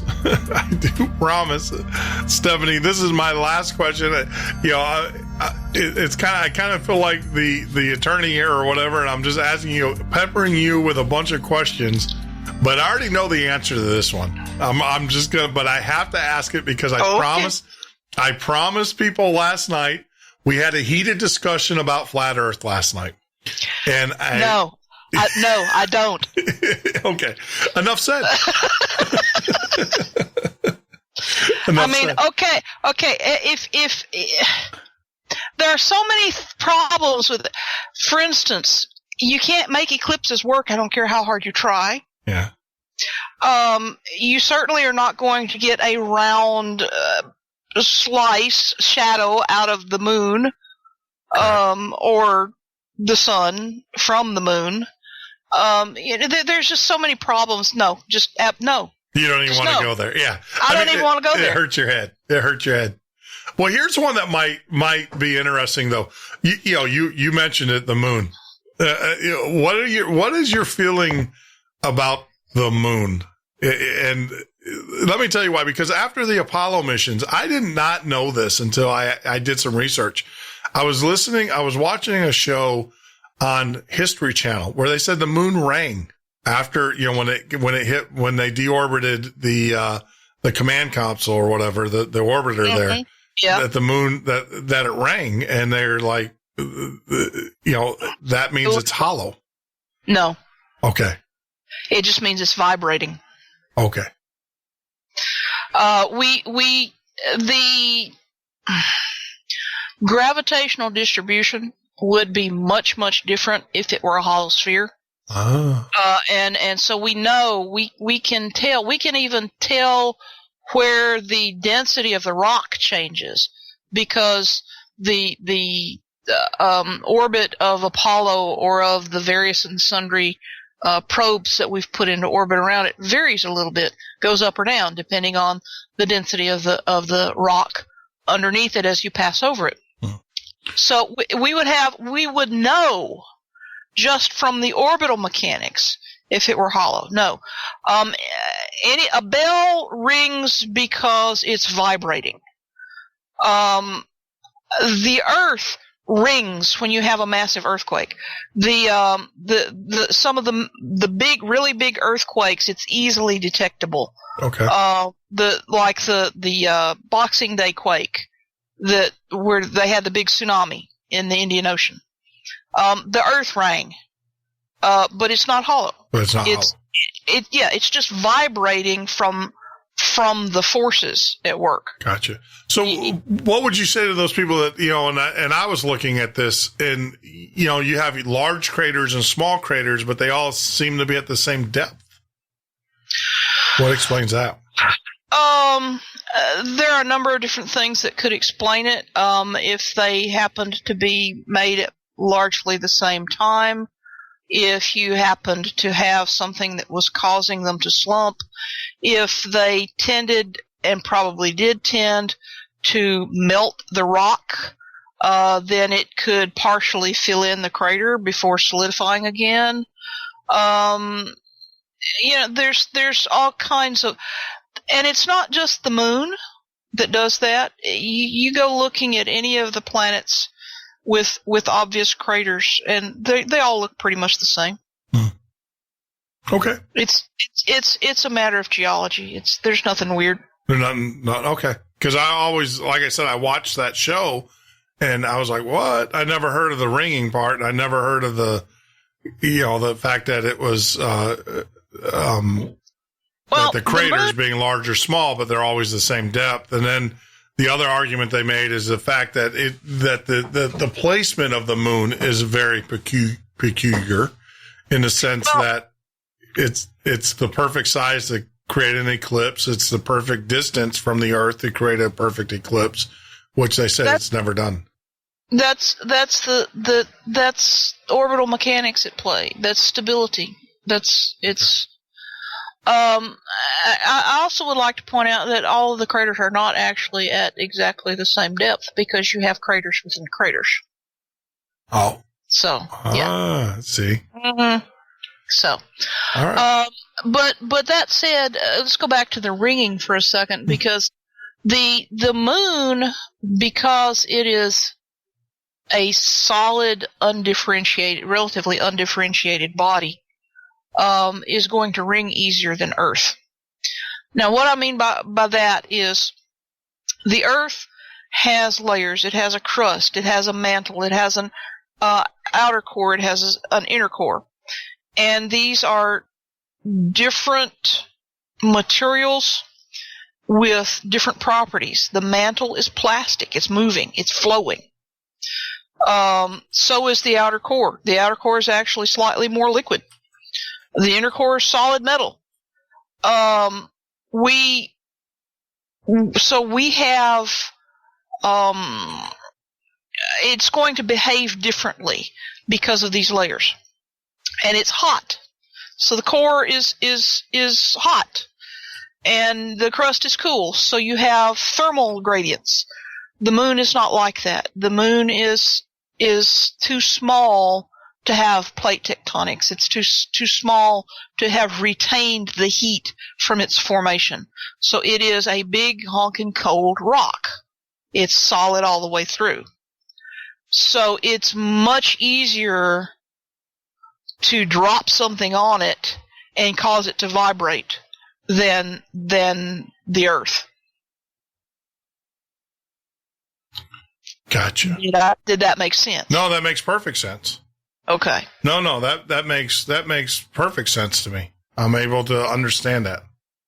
Okay, good. Yeah. So now I can intelligently go and argue with those, and then hear them shoot me down on some other theory, and we'll go back and forth. That's the beauty of this, is that you have always two sides, and I think that's what we try to do here. I want to present. I don't want to present one side.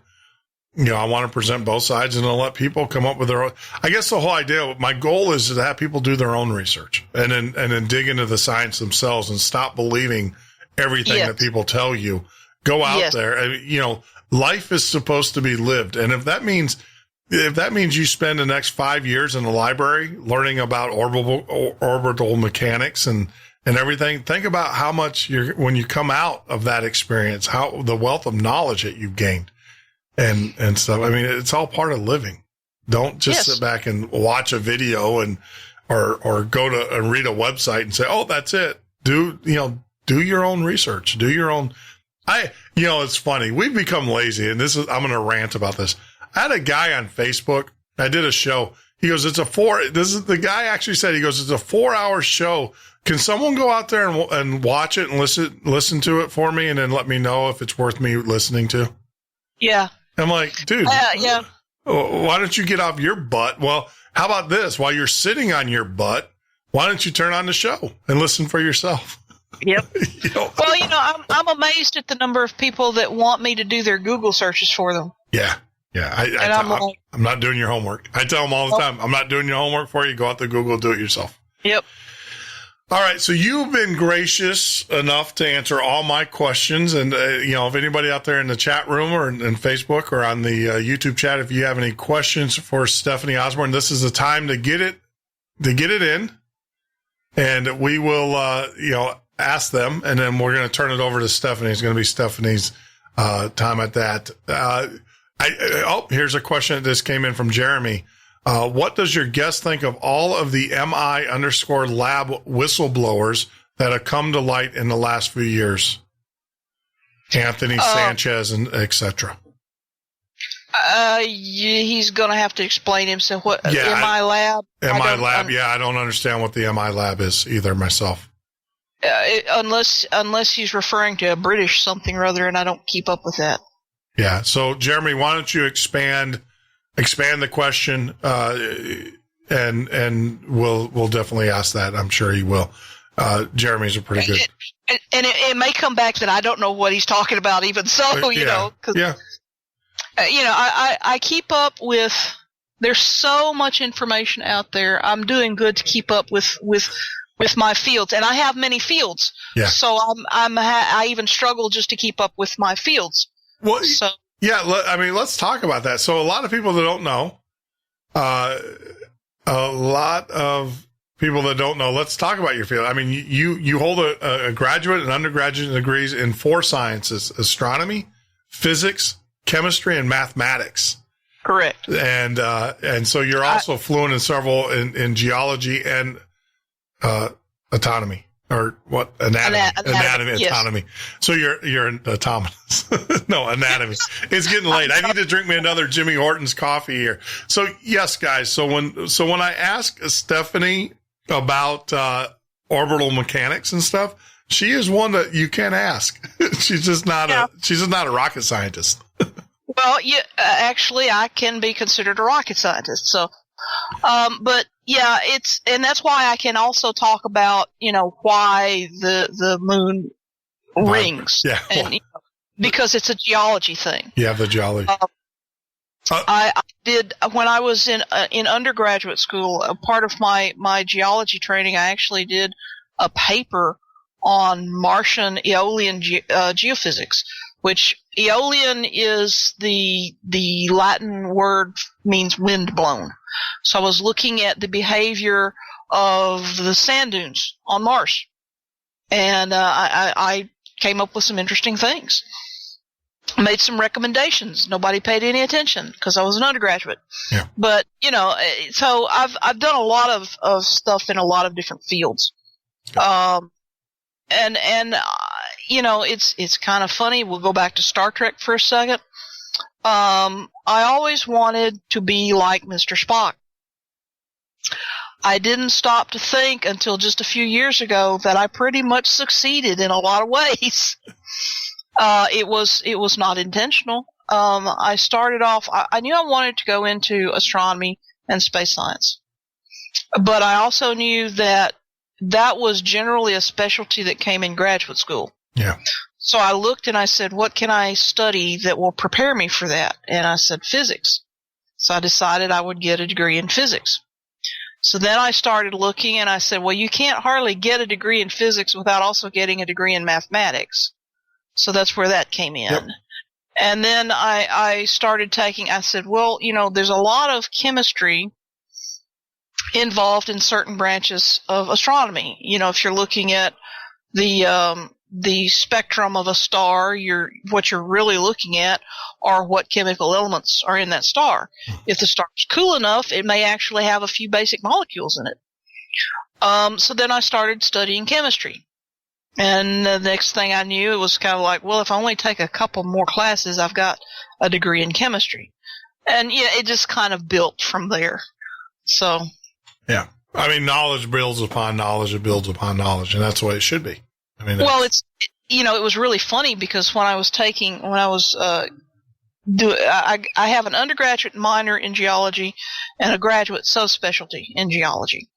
And so when I was taking my classes in seismology, I had already taken my physics classes in optics. And really all seismology is optics. It's just, instead of having light waves, you're looking at sound waves or acoustic waves. And they behave the same. They reflect, they refract, they polarize. And so the seismology was a piece of cake after having gone through a year of optics. So, and everybody was like, how is it that you're getting this so fast? And I'm like, because I've already had it. But you haven't taken this course? No, but I've had one just like it. Yeah. So, so yeah, it does. It builds on itself. Yep. Well, that's exactly what happened with me. When I went to college, everybody was like, well, why don't, because I was writing software when I was a kid. And everybody's like, well, why don't you take a computer science class? And it's like, well, I already took the Cobalt class because my brother, the Pascal class and the 4chan class because my brother. And so I wanted to go to college. And so my first year, it was funny. My first year was actually theater.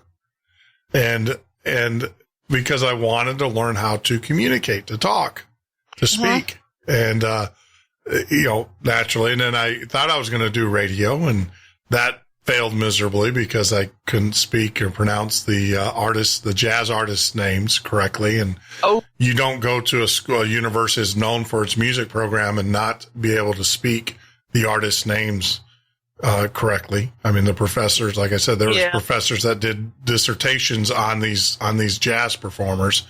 And, these were eclectic jazz performers. This was not like Louis Armstrong or anything like this. These were people that were foreign jazz players. So on top of that, they had strange pronunciations as well. So that ended it for me. But then I said, okay, I went back into computer science, but of course, then it was like, well, this is boring for me. So I, like you, math and physics and chemistry.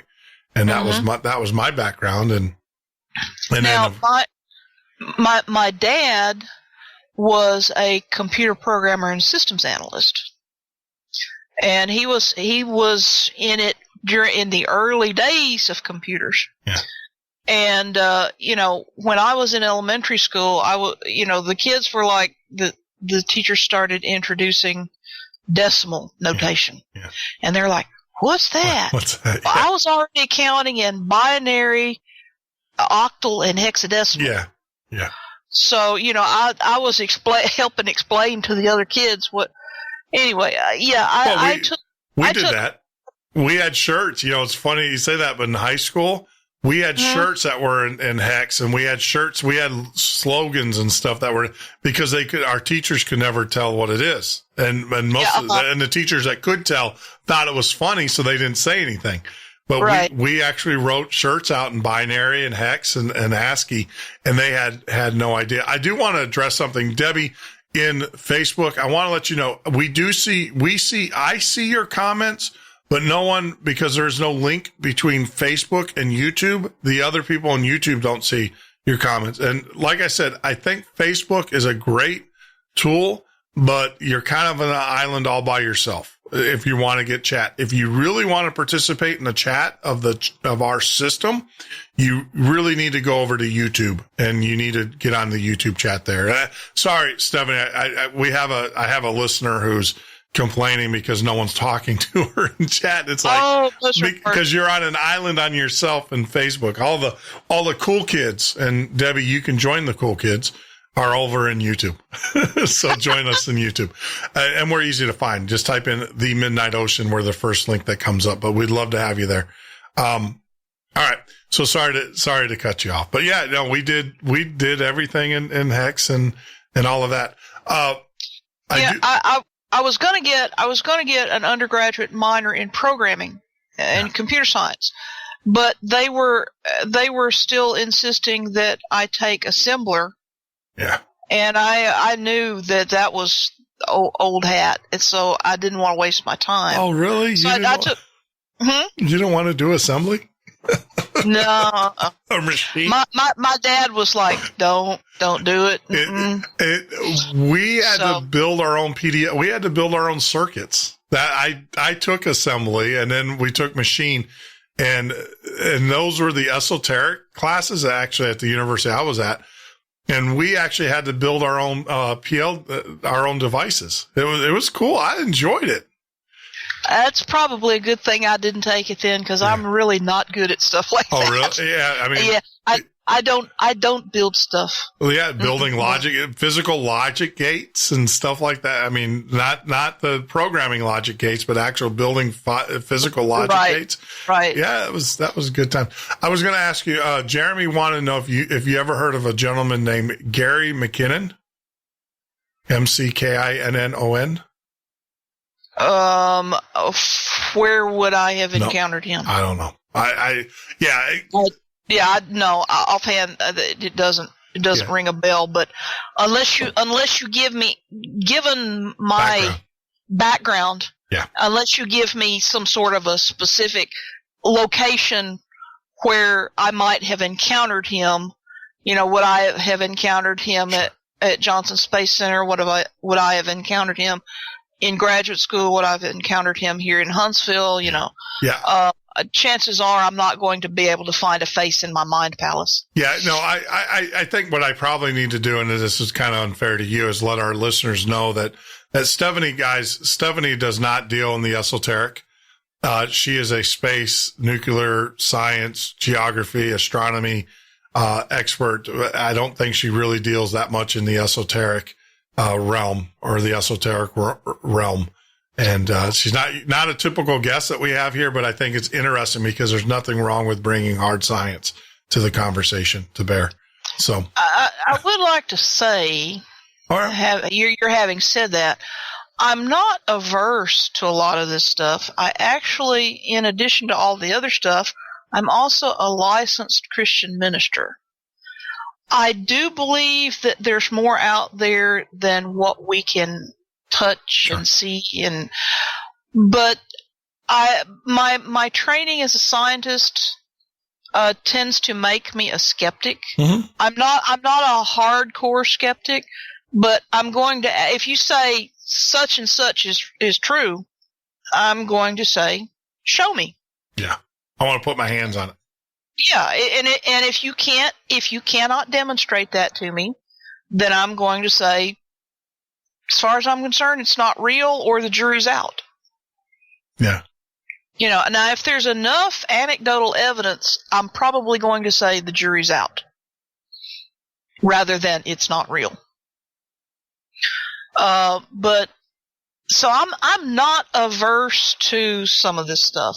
Some of it, though, is just a little, I know we went to the moon. We can demonstrate it. We can prove it. I know that the Earth is not flat. We can demonstrate it. We can prove it. Things like that. No. Don't even go there. Yeah, there's some things that are insulting. But hey, I'm game for, if you can demonstrate to me that we have aliens visiting, I'm interested in that. Yeah. Even like I said, even those that are in the esoteric field who've made a living in the esoteric field have come out and said that, and they're like me, they have the same belief, that they want to believe, but until they put their hands on it and they believe the people who are talking to them, because who are we to doubt it? It's kind of like me. Who am I to doubt you? If you say this happened to you and you believe it, then I believe you. I might not believe your story, but I believe that you believe it. Yes. But as a scientist, I have to, and Brad and I, we were joking about this on the show, and I think we offended a few people one time. Brad's known in the community, and he's going to be on, we're going to do a tape because we're doing a show together, this weekend. And him and I both said the same thing. Unless we can put our hands on it and fly the sucker, then we'll agree with you. But until then, it's kind of like, we want to believe. That's what it is. We want to believe you. Mm-hmm. But, yeah, I get you. I have to, You know, I'm really digging this live Facebook, but it's becoming a real pain in my butt. I'm sorry.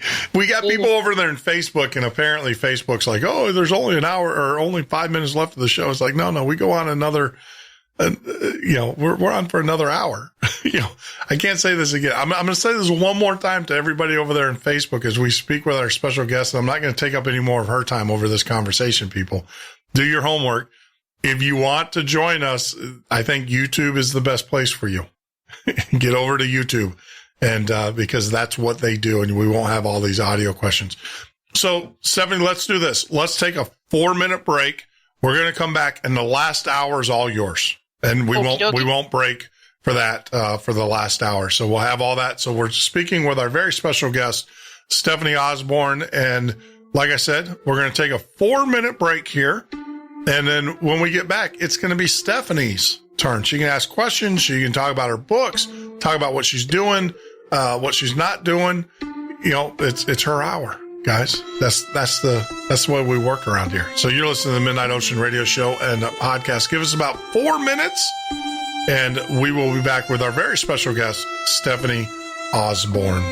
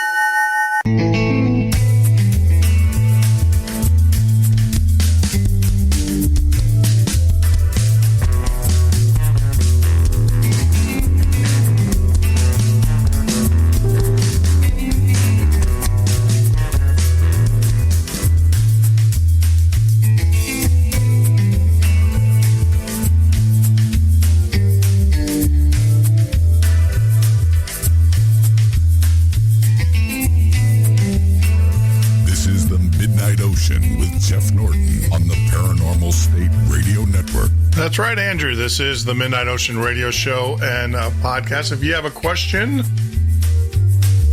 for our guest, a legitimate question, Jeremy. Jeremy wanted to know. He wanted me to ask our guest, Stephanie, why didn't the space shuttle make a victory lap around the moon? It's called logistics, man. It's called logistics. I don't think people understand how much stuff we had to shoot up into the orbit to support the lunar, the Apollo missions. All of the support crafts and things that were up there. Maybe we can ask Stephanie that, but I did promise that it was going to be her hour and not our hour. So, but yeah, it would have been cool. I think it would have been cool, Jeremy. I agree with you. And, I got to tell people, that's why, as we bring Stephanie back on the air, that's why if you haven't gone out and purchased, there's a great game. It's called Kerbal Space. I love that game. Stephanie, you ever played Kerbal Space? I have not. People keep telling me that I should, and I just haven't gotten around to it. It is so fun. It is so. I've landed on the moon. I got pictures of my little space guy sitting next to Neil Armstrong's plaque and everything. Maybe I'll shoot that up here for the guys on YouTube. I actually, it was wild. They said that was rare because apparently Kerbal Space is written by a bunch of Russian space scientists, and the science is real science. You have to orbit, you got to do burns, and it is not easy. And the first time I ever landed on the moon, I actually landed right next to Neil Armstrong's plaque on the moon that they put on there for him. So that's it. But you can answer the question. I think I answered it. Logistics. I mean, the orbit, the space shuttle is just not designed to go around the moon. Well, no, it's not, and it does not have the when we go to the moon, we are leaving the gravity well of Earth. Yeah. And the shuttle simply does not have sufficient thrust to leave Earth's gravity well. We cannot break out of low Earth orbit with the shuttle, which is why I find the science fiction movies where they send it off to intercept a comet and junk like that to be laughable. See, it makes perfect sense. I always knew, the resources, that it takes, but you're right. The fuel to be able to break the Earth. Well, I should have known that from Kerbal, because as many times as I crashed. It doesn't even have enough engines. I mean, the engines, the space shuttle main engines, it has 3, and none of them have the equivalent thrust to the main engines on the first stage of a Saturn V, which had 5 engines.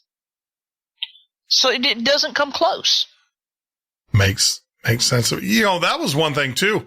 I don't know if you saw that one just the other day, not just the other day, but we had the Delta, well, before the SpaceX blew up, the rocket just before that was a Delta V rocket.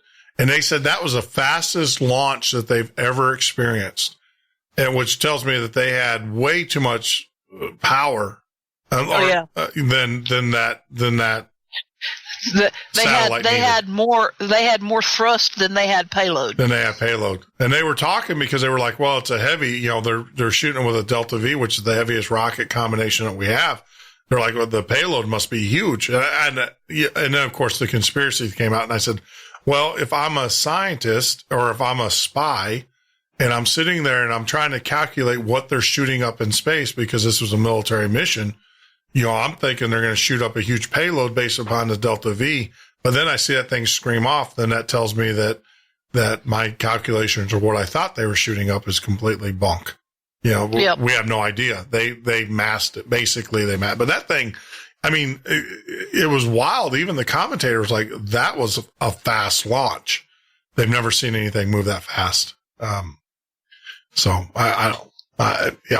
we'll see. All right. As promised, what are you doing these days? I know you're writing fiction. I am, and writing a lot of it.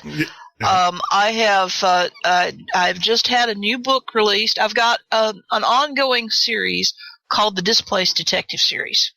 You introduced me at the beginning of the show, which has been a few hours back now, as the Interstellar Woman of Mystery. Yes. Well, there's a reason for that. A fan dubbed me with that.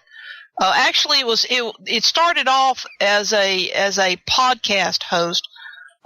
Wanted to give me a nom de guerre, as it were. And so he came up with the International Woman of Mystery because I tend to write science fiction mysteries. And one of the fans in the chat room said, no, that's Earth-based. She needs to be the Interstellar Woman of Mystery. And it stuck. So I run with it. That's kind of like, that's my brand, so I go with it. But I write science fiction mysteries. So the Displaced Detective series is a series starring Sherlock Holmes. It's been described as Sherlock Holmes meets the X-Files, which tells you the kind of mysteries he solves. Mm-hmm. And I yank him from an alternate realities Victorian era and dump him down into modern 21st century Colorado Springs. And he can't go back. So he has to stay here and learn to be a modern detective. This is not your father's Sherlock Holmes. So book 6 just came out. The official release date was actually today, but they started shipping it a few days early. It's called Fear in the French Quarter. And it is about an adventure that Holmes and Dr. Sky Chadwick Holmes, who is from our reality, have in modern-day New Orleans. And so I've had a lot of fun with the series. It's, like I said, it's father Sherlock Holmes. And this is book 6, and I've started on book 7. Book 8 is actually finished, but needs some events in book 7 to make sense. And I'm brainstorming book 9. So that has that's been an ongoing thing. Excuse me. It's hay fever season here in Huntsville. You'll just have to excuse me. And then another publisher, different from the one who does the Displaced Detective, it turned out was a fan of that series. And he approached me and he said, Steph, would you be willing to write some Sherlock Holmes stories for me? Only I want you to do it traditional Victorian Holmes and Watson. So we brainstormed for an hour or two. And so we came up with the Sherlock Holmes Gentleman Aegis series, which is actually a prequel to the Displaced Detective series. So it's my version of Holmes in his original universe as a young man with Watson. And the first book in that series, Sherlock Holmes and the Mummy's Curse, came out last November. And I'm very, very pleased to say that it almost immediately became a pulp ebook bestseller. And this past summer, it won a Silver Falchion Award at the Killer Nashville Mystery Convention. So, and I've got at least one more, possibly 2 more books planned in that series. So, on top of that, this past summer, I started a new series. It's not published yet. I'm hoping the first book will come out the first of next year. But it's called the Division 1 series. Excuse me, let me try some water and see if I can get strong out. Yeah, absolutely. I mean, you're probably not used to doing 4-hour radio shows. I'm not actually. I've done 2 hours before, but never 4. See, I have voice coaches. That's all they do is work with me during the day to keep my voice. It's like yeah. So this is not.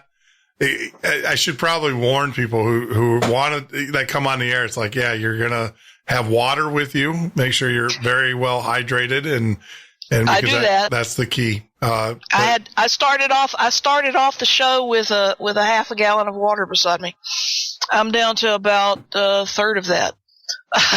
See, I started off with a half a gallon of Tim Hortons coffee, and I'm already out of that. Now I'm drinking tea. Oh, okay.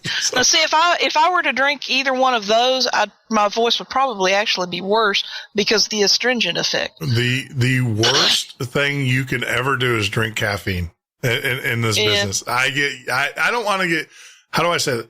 I don't want to. When I looked for my voice coach, my question that I asked them was, are you going to tell me I can't drink coffee? And the one that I hired, which she's very well known in the industry, she goes, who am I to tell you what you can and cannot do? She goes, my job is to work with what you give me.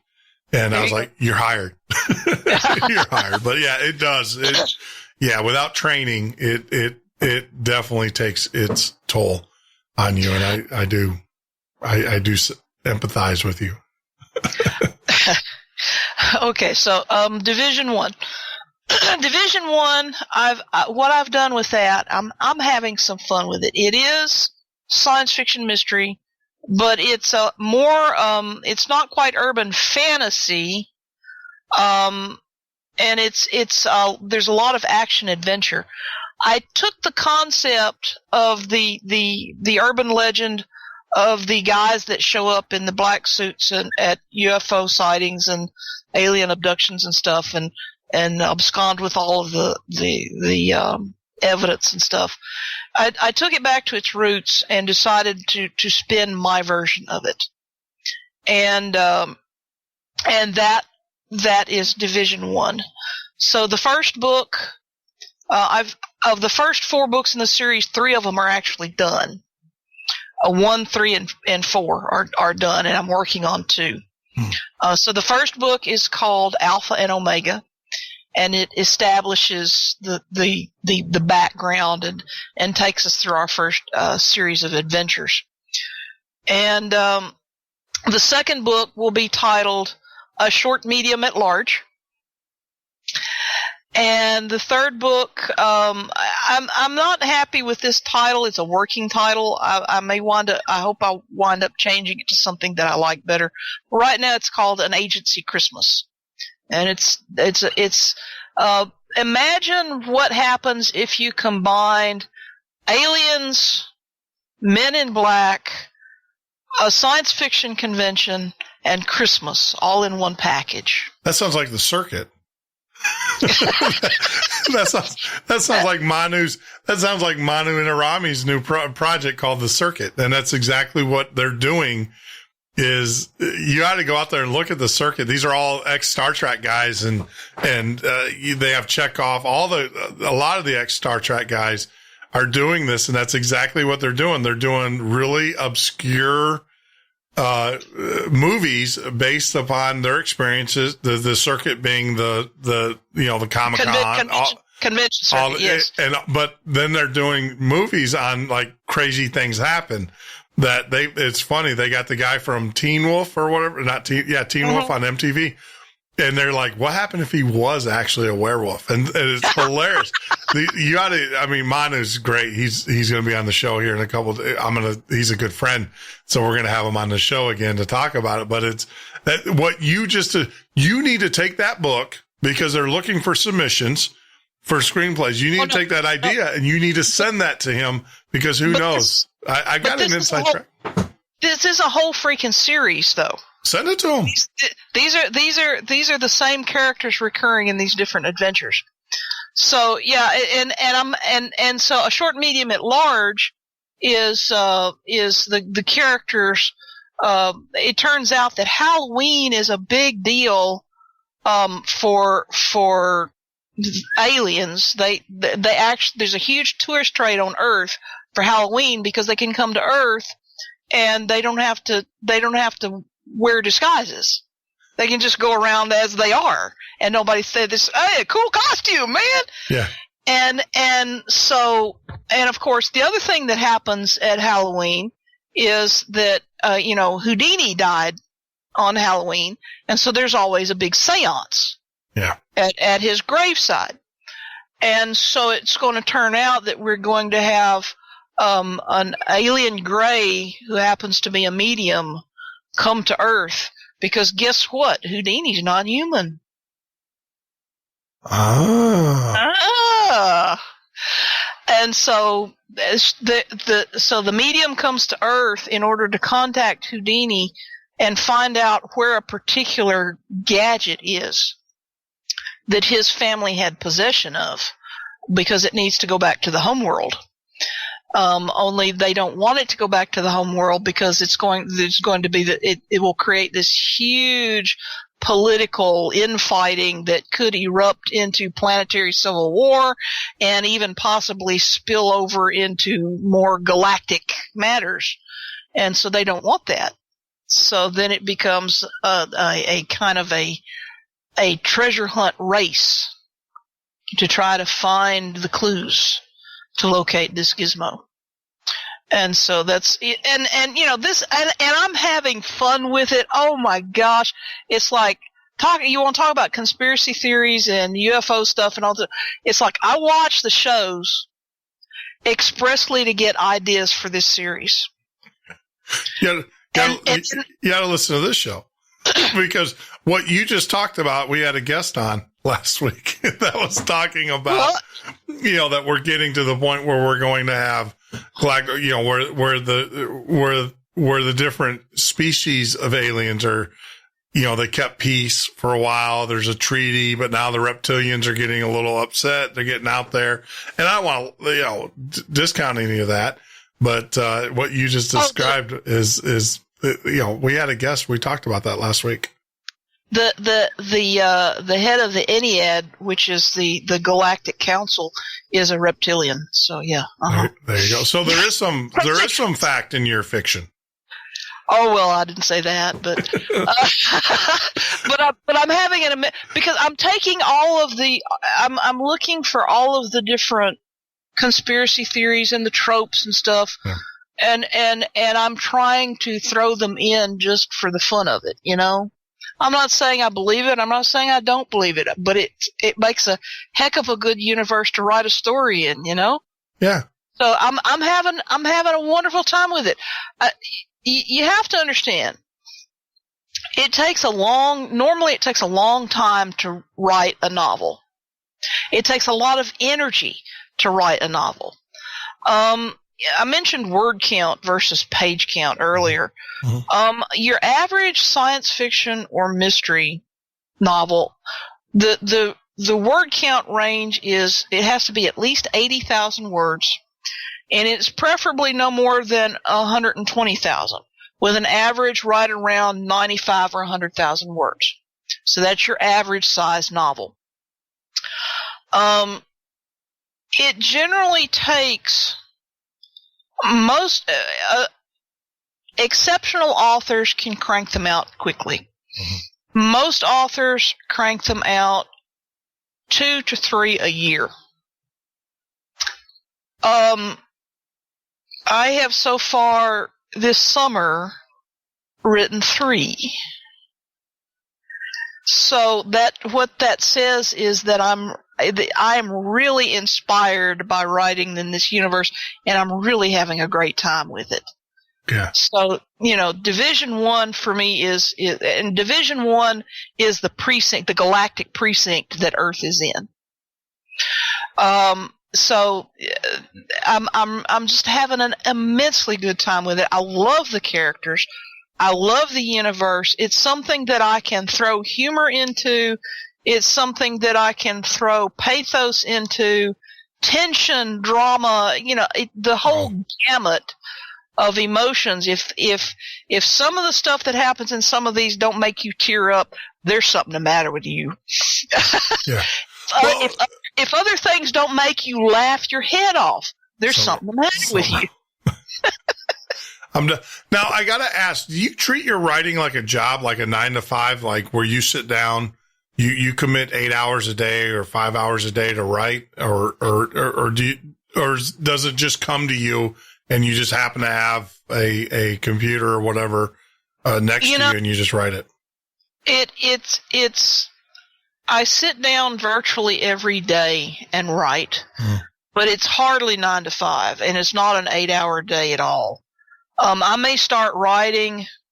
I'm a night owl. Mm-hmm. I'm generally, I will get up anywhere from 10 to noon in the morning, and then I'm usually up until 3 or 4 in the morning.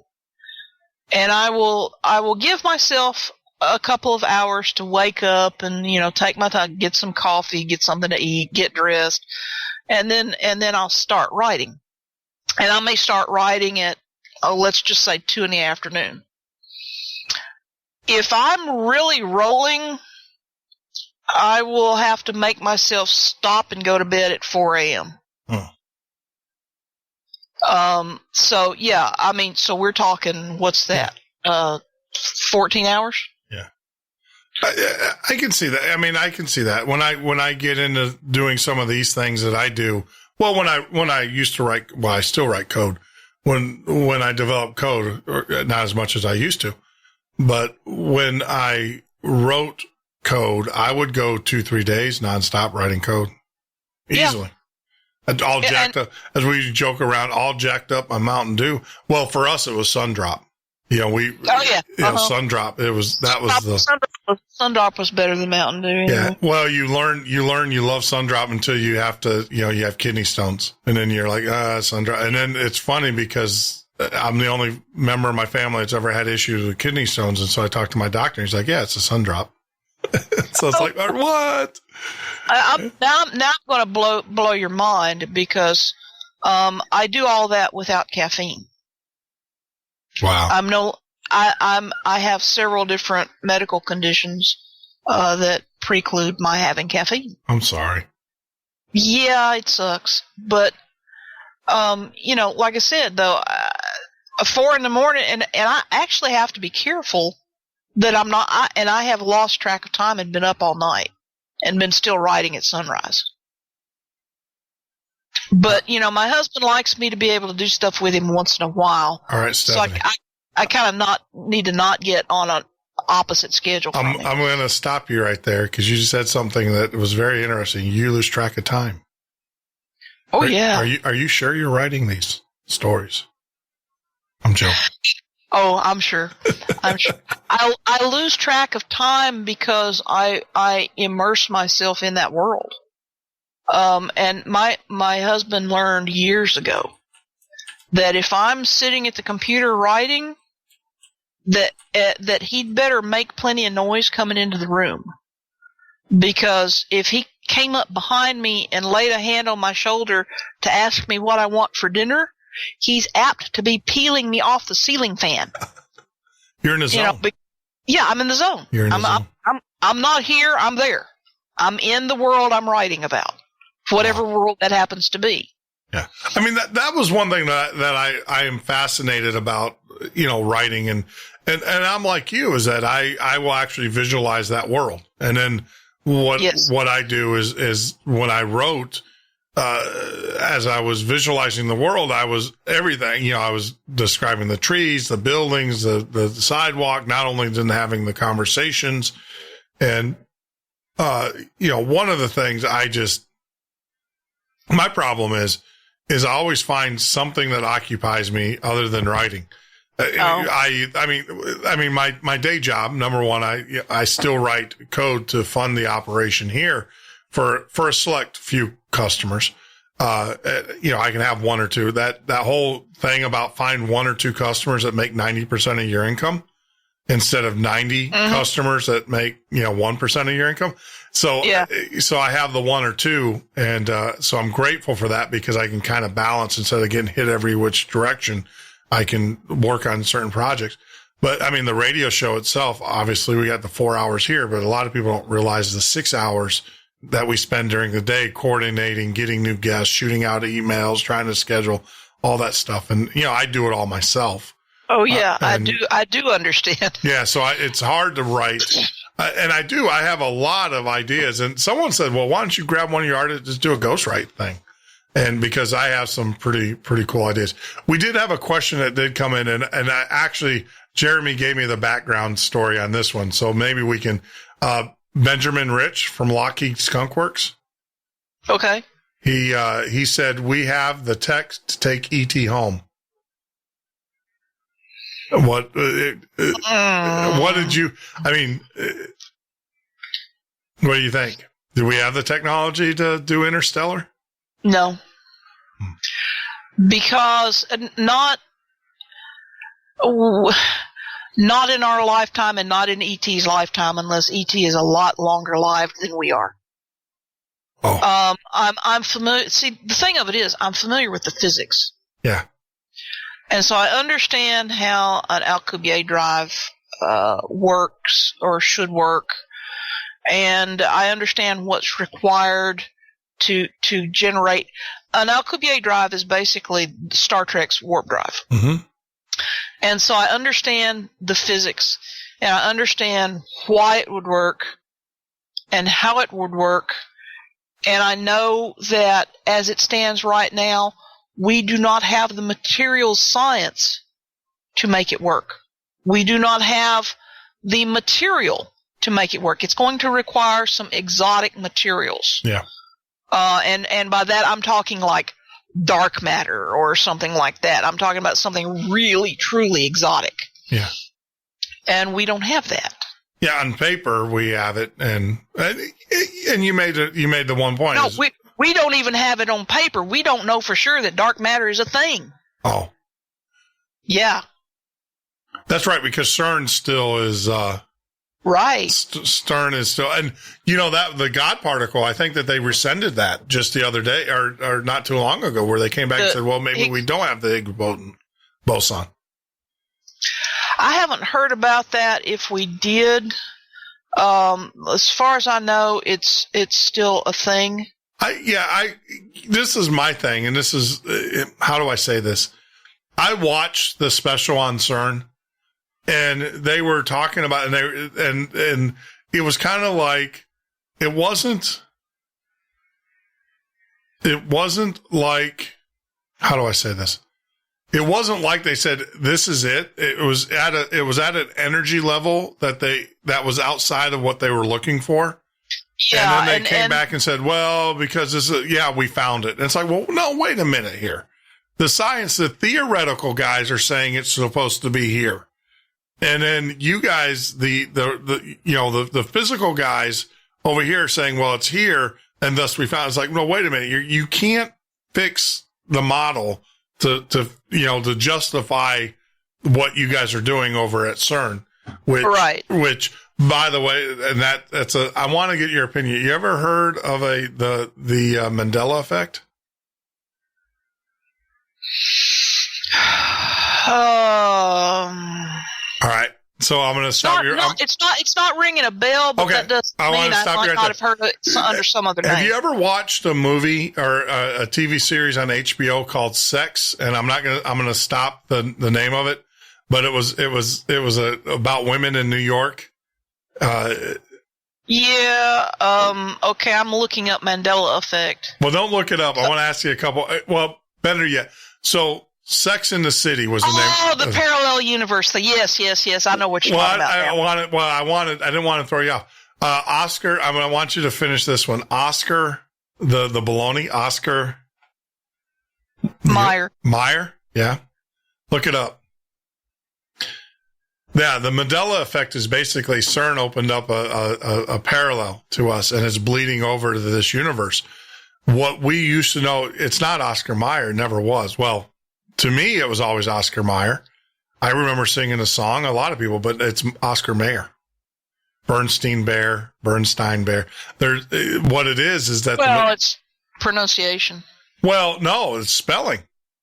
Look at the spelling of the Oscar. If you go to Oscar, it's Oscar Mayer, and they swear to God it's always been Oscar Mayer. Well, there's video and there's pictures of people with Oscar Mayer packaging in the background, and everybody's like, "Oh, that's just it's just no." And it, like I said, Sex in the City is that was an HBO series. I used to watch that religiously with my friends in Chicago. We'd have parties, and now it's Sex and the City, so there's a lot of little shifts, little nuances, not a whole lot, but enough to shift. And it's the whole. I was going to ask you, the theory is that CERN caused that by doing what they were doing. I don't know. Well, no, it's no, just no. Yeah. Just no. Oh man, I was hoping I was going to suck you into our world a little bit there, Stephanie. Well, yeah, but Yeah. That's right. Yeah, I know. And like I said, I gave out that warning to everybody in chat that you are hard science. And so, but look into it. Well, it's crazy. I get it, but I mean, just no. But you said Oscar Mayer. The thing of it is, I write about alternate realities all the time. Yeah. So, but you don't believe in them? I do actually, but not like that. Oh, okay. But you said it was Oscar Mayer. Why is it Mayer now? Because most people don't know how to pronounce what's written in front of them. It's the spelling. It's the spelling. Go out there, do some research on the Mandela effect, and then we'll talk offline. I'm like you though. I'm a hard science guy. I mean, you're talking to a guy who I don't have a problem telling guys like Brad Olson, I don't believe in this or that until I put my hands on it. And he agreed with me, which blew me away. I want to believe that you believe. I believe that you believe and stuff, but until I put my hands on it, and I've seen, I put, infrared Gen 3s on and looked up at the night sky and seen things flying around that I can't explain, but that doesn't mean that, it is a UFO because I don't know what it is. But I've come to the conclusion that 80-90% of what we see or what we think we see is some military, is definitely military in nature. And that's probably true. Yeah. I mean, we've been playing around with drones. You've got to remember what you see. There's 10 years of technology in front of that you don't see yet. So if you're seeing drones for the first time flying around and the limiting factor, this is aerospace, the limiting factor has always been the pilot. Oh, yeah. In any craft. Yeah. So if it's something that the pilot can't withstand, then. Yeah. Yeah. They build airplanes around the pilot. Yeah. So that's the thing. It's always been built that way. And so it has to be built that way. Yeah. Yeah. Cause who's going to fly? But now you have drones. Now you can turn 90 degrees. Now your limitations, your material. Yeah. You're limited to your material. Yeah. And you're limited to what physics will do. Yeah. Cause you still have inertia. Yeah. You're right. But that was the other thing too, is that one of the things that I got to see at UTSI was where they were testing ceramics, different types of material to handle, friction and some exotic materials. I got to see some of the ceramic research that they were doing, which is pretty, and this is back in the early 90s. So you can only imagine where we're at today with ceramic and some of the exotic materials that we've developed or that we are developing. Yeah. I actually used a little bit of that in one of my displaced detective books. So, but if I explain it to you, I will give away the book. No, you got to buy the book. And I want to tell everybody, if you guys want, I mean, obviously we have links to Stephanie's website, but all of your books are listed on themidnightocean.com under your author. You have an author's page, a guest page, and so they can also link from there. And purchase your books. So if I was to buy a book, if I was the quintessential Stephanie Osborn book, if I was to buy one of them, because I have been out to Amazon and see all of your books are 4-star or above. Most of them are 4.5-star and above, ranking. But if I could buy one that would introduce me to you as a writer, what book would you recommend? Oh, that's like asking a parent to name a favorite child. We all have our favorite children. No, we shouldn't. Well, that's what Dr. Phil says, but it depends on the time of day. So as of today and at 2:00 or whatever in the morning, what is your favorite child? Well, it depends. Your readers would probably find my first book, Burnout, interesting. They would probably enjoy the Displaced Detective series. They would probably enjoy Gentleman Aegis, which is the prequel. And they would probably, it's not out yet, but they're probably going to get a really big kick out of my Division 1 series. So those would be, I think, what I would recommend right now. Okay. To the people that are listening. So. All right. Yeah, I'm definitely going to get your STS one. Yeah. Okay. Definitely. That's on my list. I'm going to get them all eventually, but because I'm an avid reader.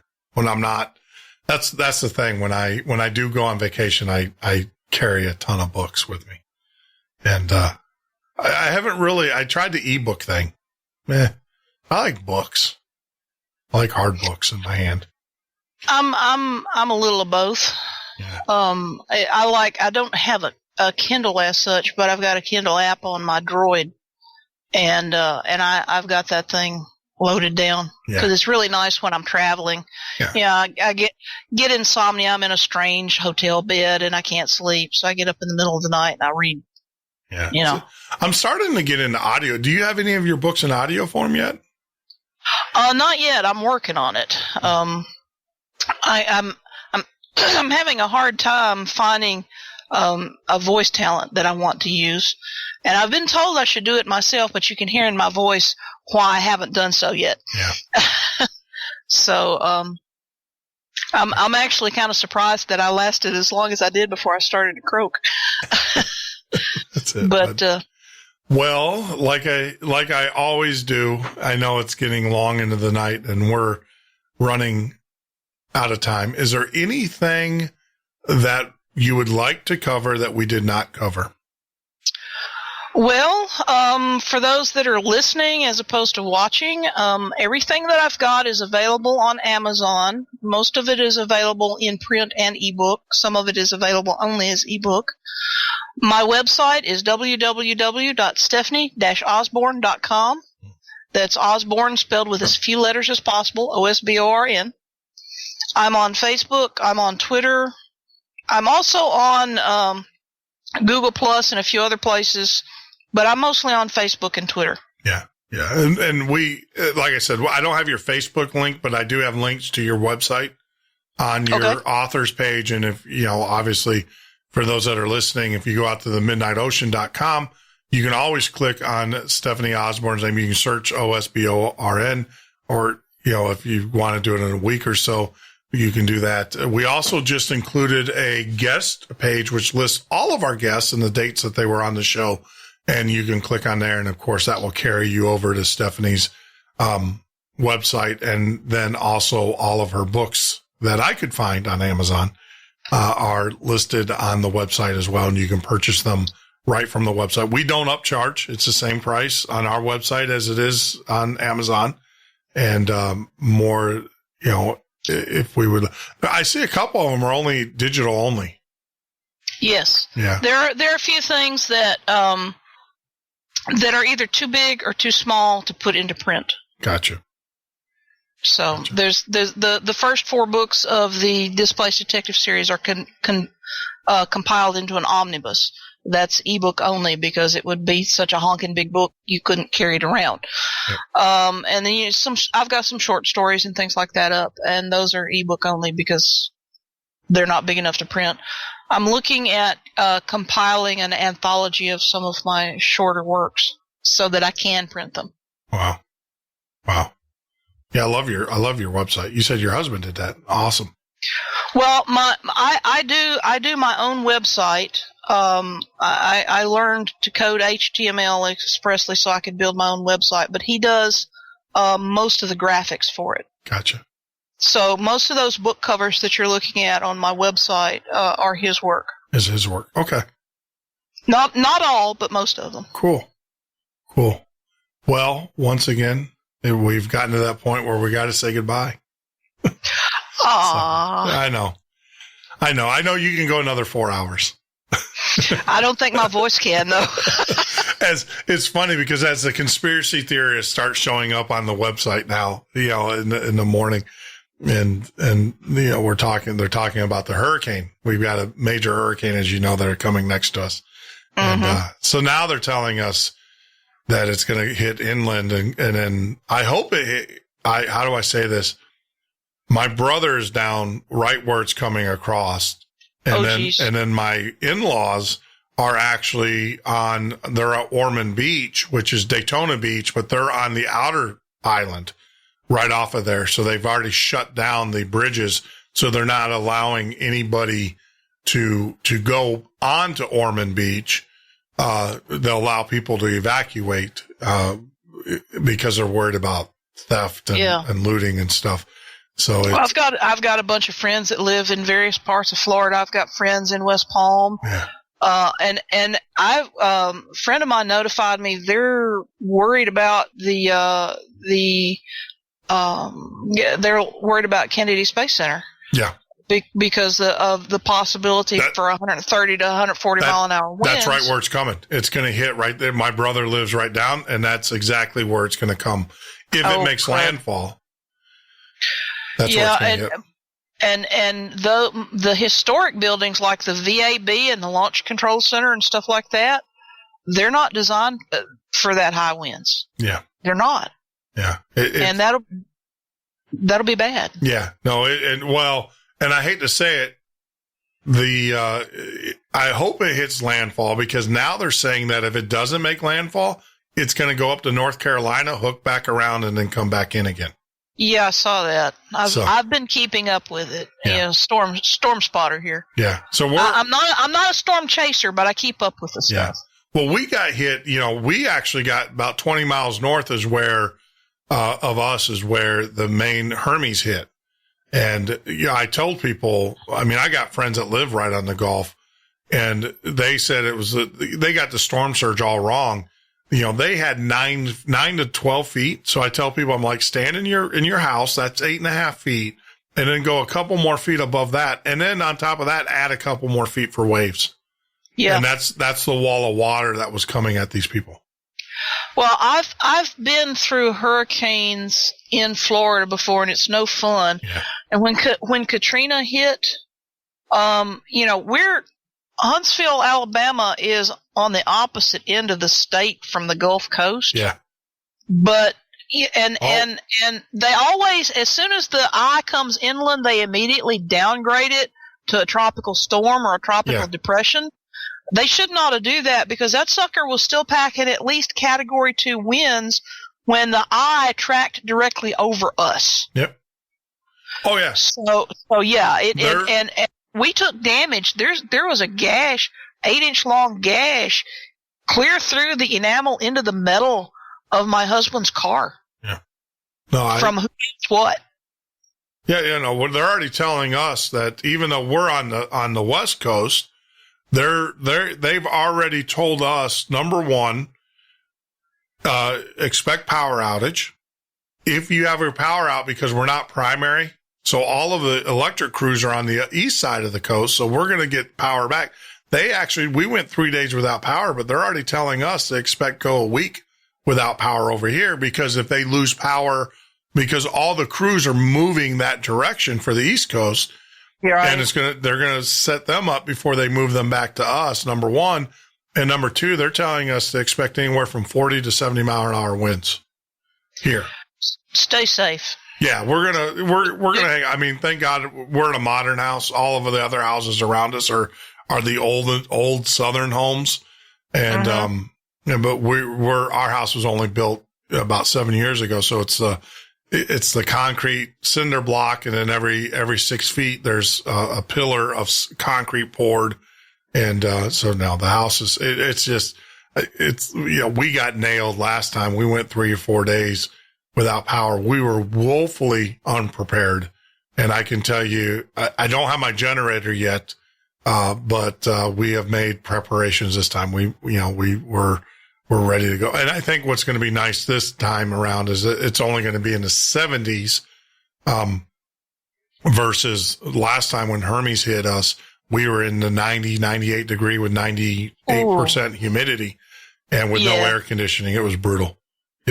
But, I'm more worried. Like I said, my brother, it was funny. I called my brother today and I'm like, if you need a place to stay, come on up. And he goes, no, we put the storms, everything's locked down. All the trucks and cars neighbors have cleared out their garages or whatever. So they're all kind of like putting their vehicles in the garages. And I'm like, well, what are you going to do? He's like, I'm working on a tile project. I got to retile the bathroom. Oh, good grief. So he goes, why everybody else is at Home Depot getting supplies, because he's already got his generator. He's like, yeah, I'm buying tile stuff because my wife, Linda wants me to As long as y'all are both away from the possibility of storm surge, I guess that's okay. My in-laws, though, they're on the outer island, so they're on Ormond Beach. So we told them don't mess around. They just need to come here because they're actually below. If the way that the beach is set up, are you familiar with Daytona Beach, that area? I have been there. Yes. So it's been a while. So you have the outer island that runs along. And then they have a berm that's built up, and that berm is only 8 or 9 feet high, and then it slopes back down. And once the water it's like a dike almost. Once the water breaches that berm, they're getting flooded. I mean, I told them, I'm like, you guys really it's kind of like the levees down in New Orleans. Yeah, you need to. I don't know, but of course you got to worry nowadays about looting and all of that stuff. And I'm not worried about their structurally of their house being struck because it was built by the Corps of Engineers. It's just the whole, if it breaches the storm wall there, they're in a world of hurt, but pray for them. And, but so, oh Lord. All right. So once again, Stephanie, I appreciate you coming on the show, sharing your experience. And it was incredible. I learned a lot. I had a lot of questions that you answered, on the science side. And of course, we got to talk about your books and some of the things that you're doing in the future and everything. So I thoroughly enjoyed it. I know that the chat room is a buzz, and they appreciate you coming on and saying another great show. So once again, take care. I will be in touch. I'll shoot you an email in the morning when we get up. Because you get up about the same time I do. So okay, this works. Well, we keep the same schedule basically. Well, absolutely. Except I got a little. I squeeze in a little cat nap around 5 o'clock. I sleep for about 2 hours, or try to sleep for about 2 hours if the dogs will let me. So that's about it. But once again, thank you very much, and we'll be in touch. All right, thank you. Bye now. So there you go, Stephanie Osborn joining us. I will have to tell you, if you guys just came into the show, you need to listen to the first 2 hours. That was incredible. She shared with us about her experience with the Columbia and the Challenger, and then also the Apollo 1, and gave us some insight. I learned something. I knew that we had astronauts that died in Apollo 1. But she actually explained how they died and the engineering that led up to that tragedy and some other things. Great, just very informative. And I appreciate her coming on and spending the time with us. And then, of course, answer some of the questions, the esoteric questions I know you guys wanted me to ask her from last night's show. But like always, guys, all things must come to an end. And I appreciate each and every one of you in the chat room for joining us. And more importantly, I appreciate you guys being civil in the chat room. It looks like those that want to cause trouble or feel the need to cause trouble have gotten the message pretty clearly. And it always takes one, right, to get booted for the rest of everybody else to take notice. And I do appreciate that and such. And if you are in Florida, my fellow Floridians, please be safe. Be safe. And be honest with you. I'm being honest with you. If you need a place to stay on the West Coast or whatever, please email me, listener. It's listener.themidnightocean@gmail.com. We'll make room for you. It might be a tent or it might be whatever, but we'll make room for you. Here at the Norton household, because we all have to stick together, right? Like always, as you guys know, we always end the show with our good friend, Ed Roman. I'll tell you, Ed is, wish him luck on the 8th. He is up for the, Indie Artist of the Year record. He's got a record. His album is up, and also his song, hold on. I'm trying to think which one. It's not I Am Love, but it's Lay One Down. And you know what? I think we're going to play that one tonight as well as our exit song. And also, of course, we got to finish up with the Wolfman. But be well. I'm going to be staying on the chat room for a few minutes as the songs are playing, so I'll answer you some of your chat questions. But I just want to say thank you to our great guest who joined us, Stephanie Osborn. And like I said, get out to the author page that we've created for her at themidnightocean.com, and check out one of her books. I'm looking forward to it. I'm going to be getting the SDS book. Take care, and like always, as I said, be love. The SDS book. Take care, and like always, as I said, be love.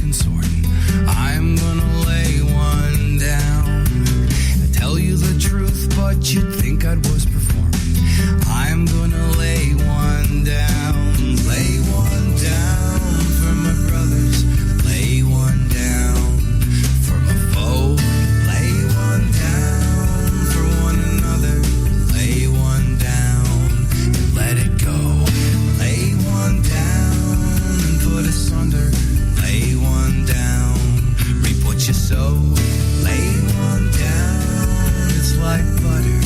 Lay one down and let it flow. Lay one down and let it flow. Lay one down and let it flow.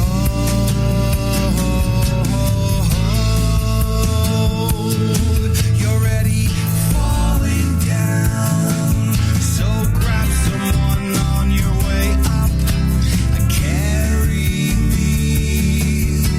I think the winds have stopped, they're changing. Higher ground. Drop your things and chase me. Bury me out in the fields where things are blooming.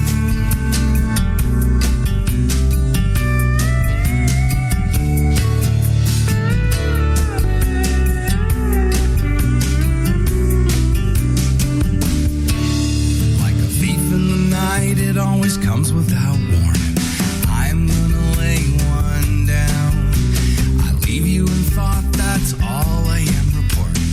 I'm gonna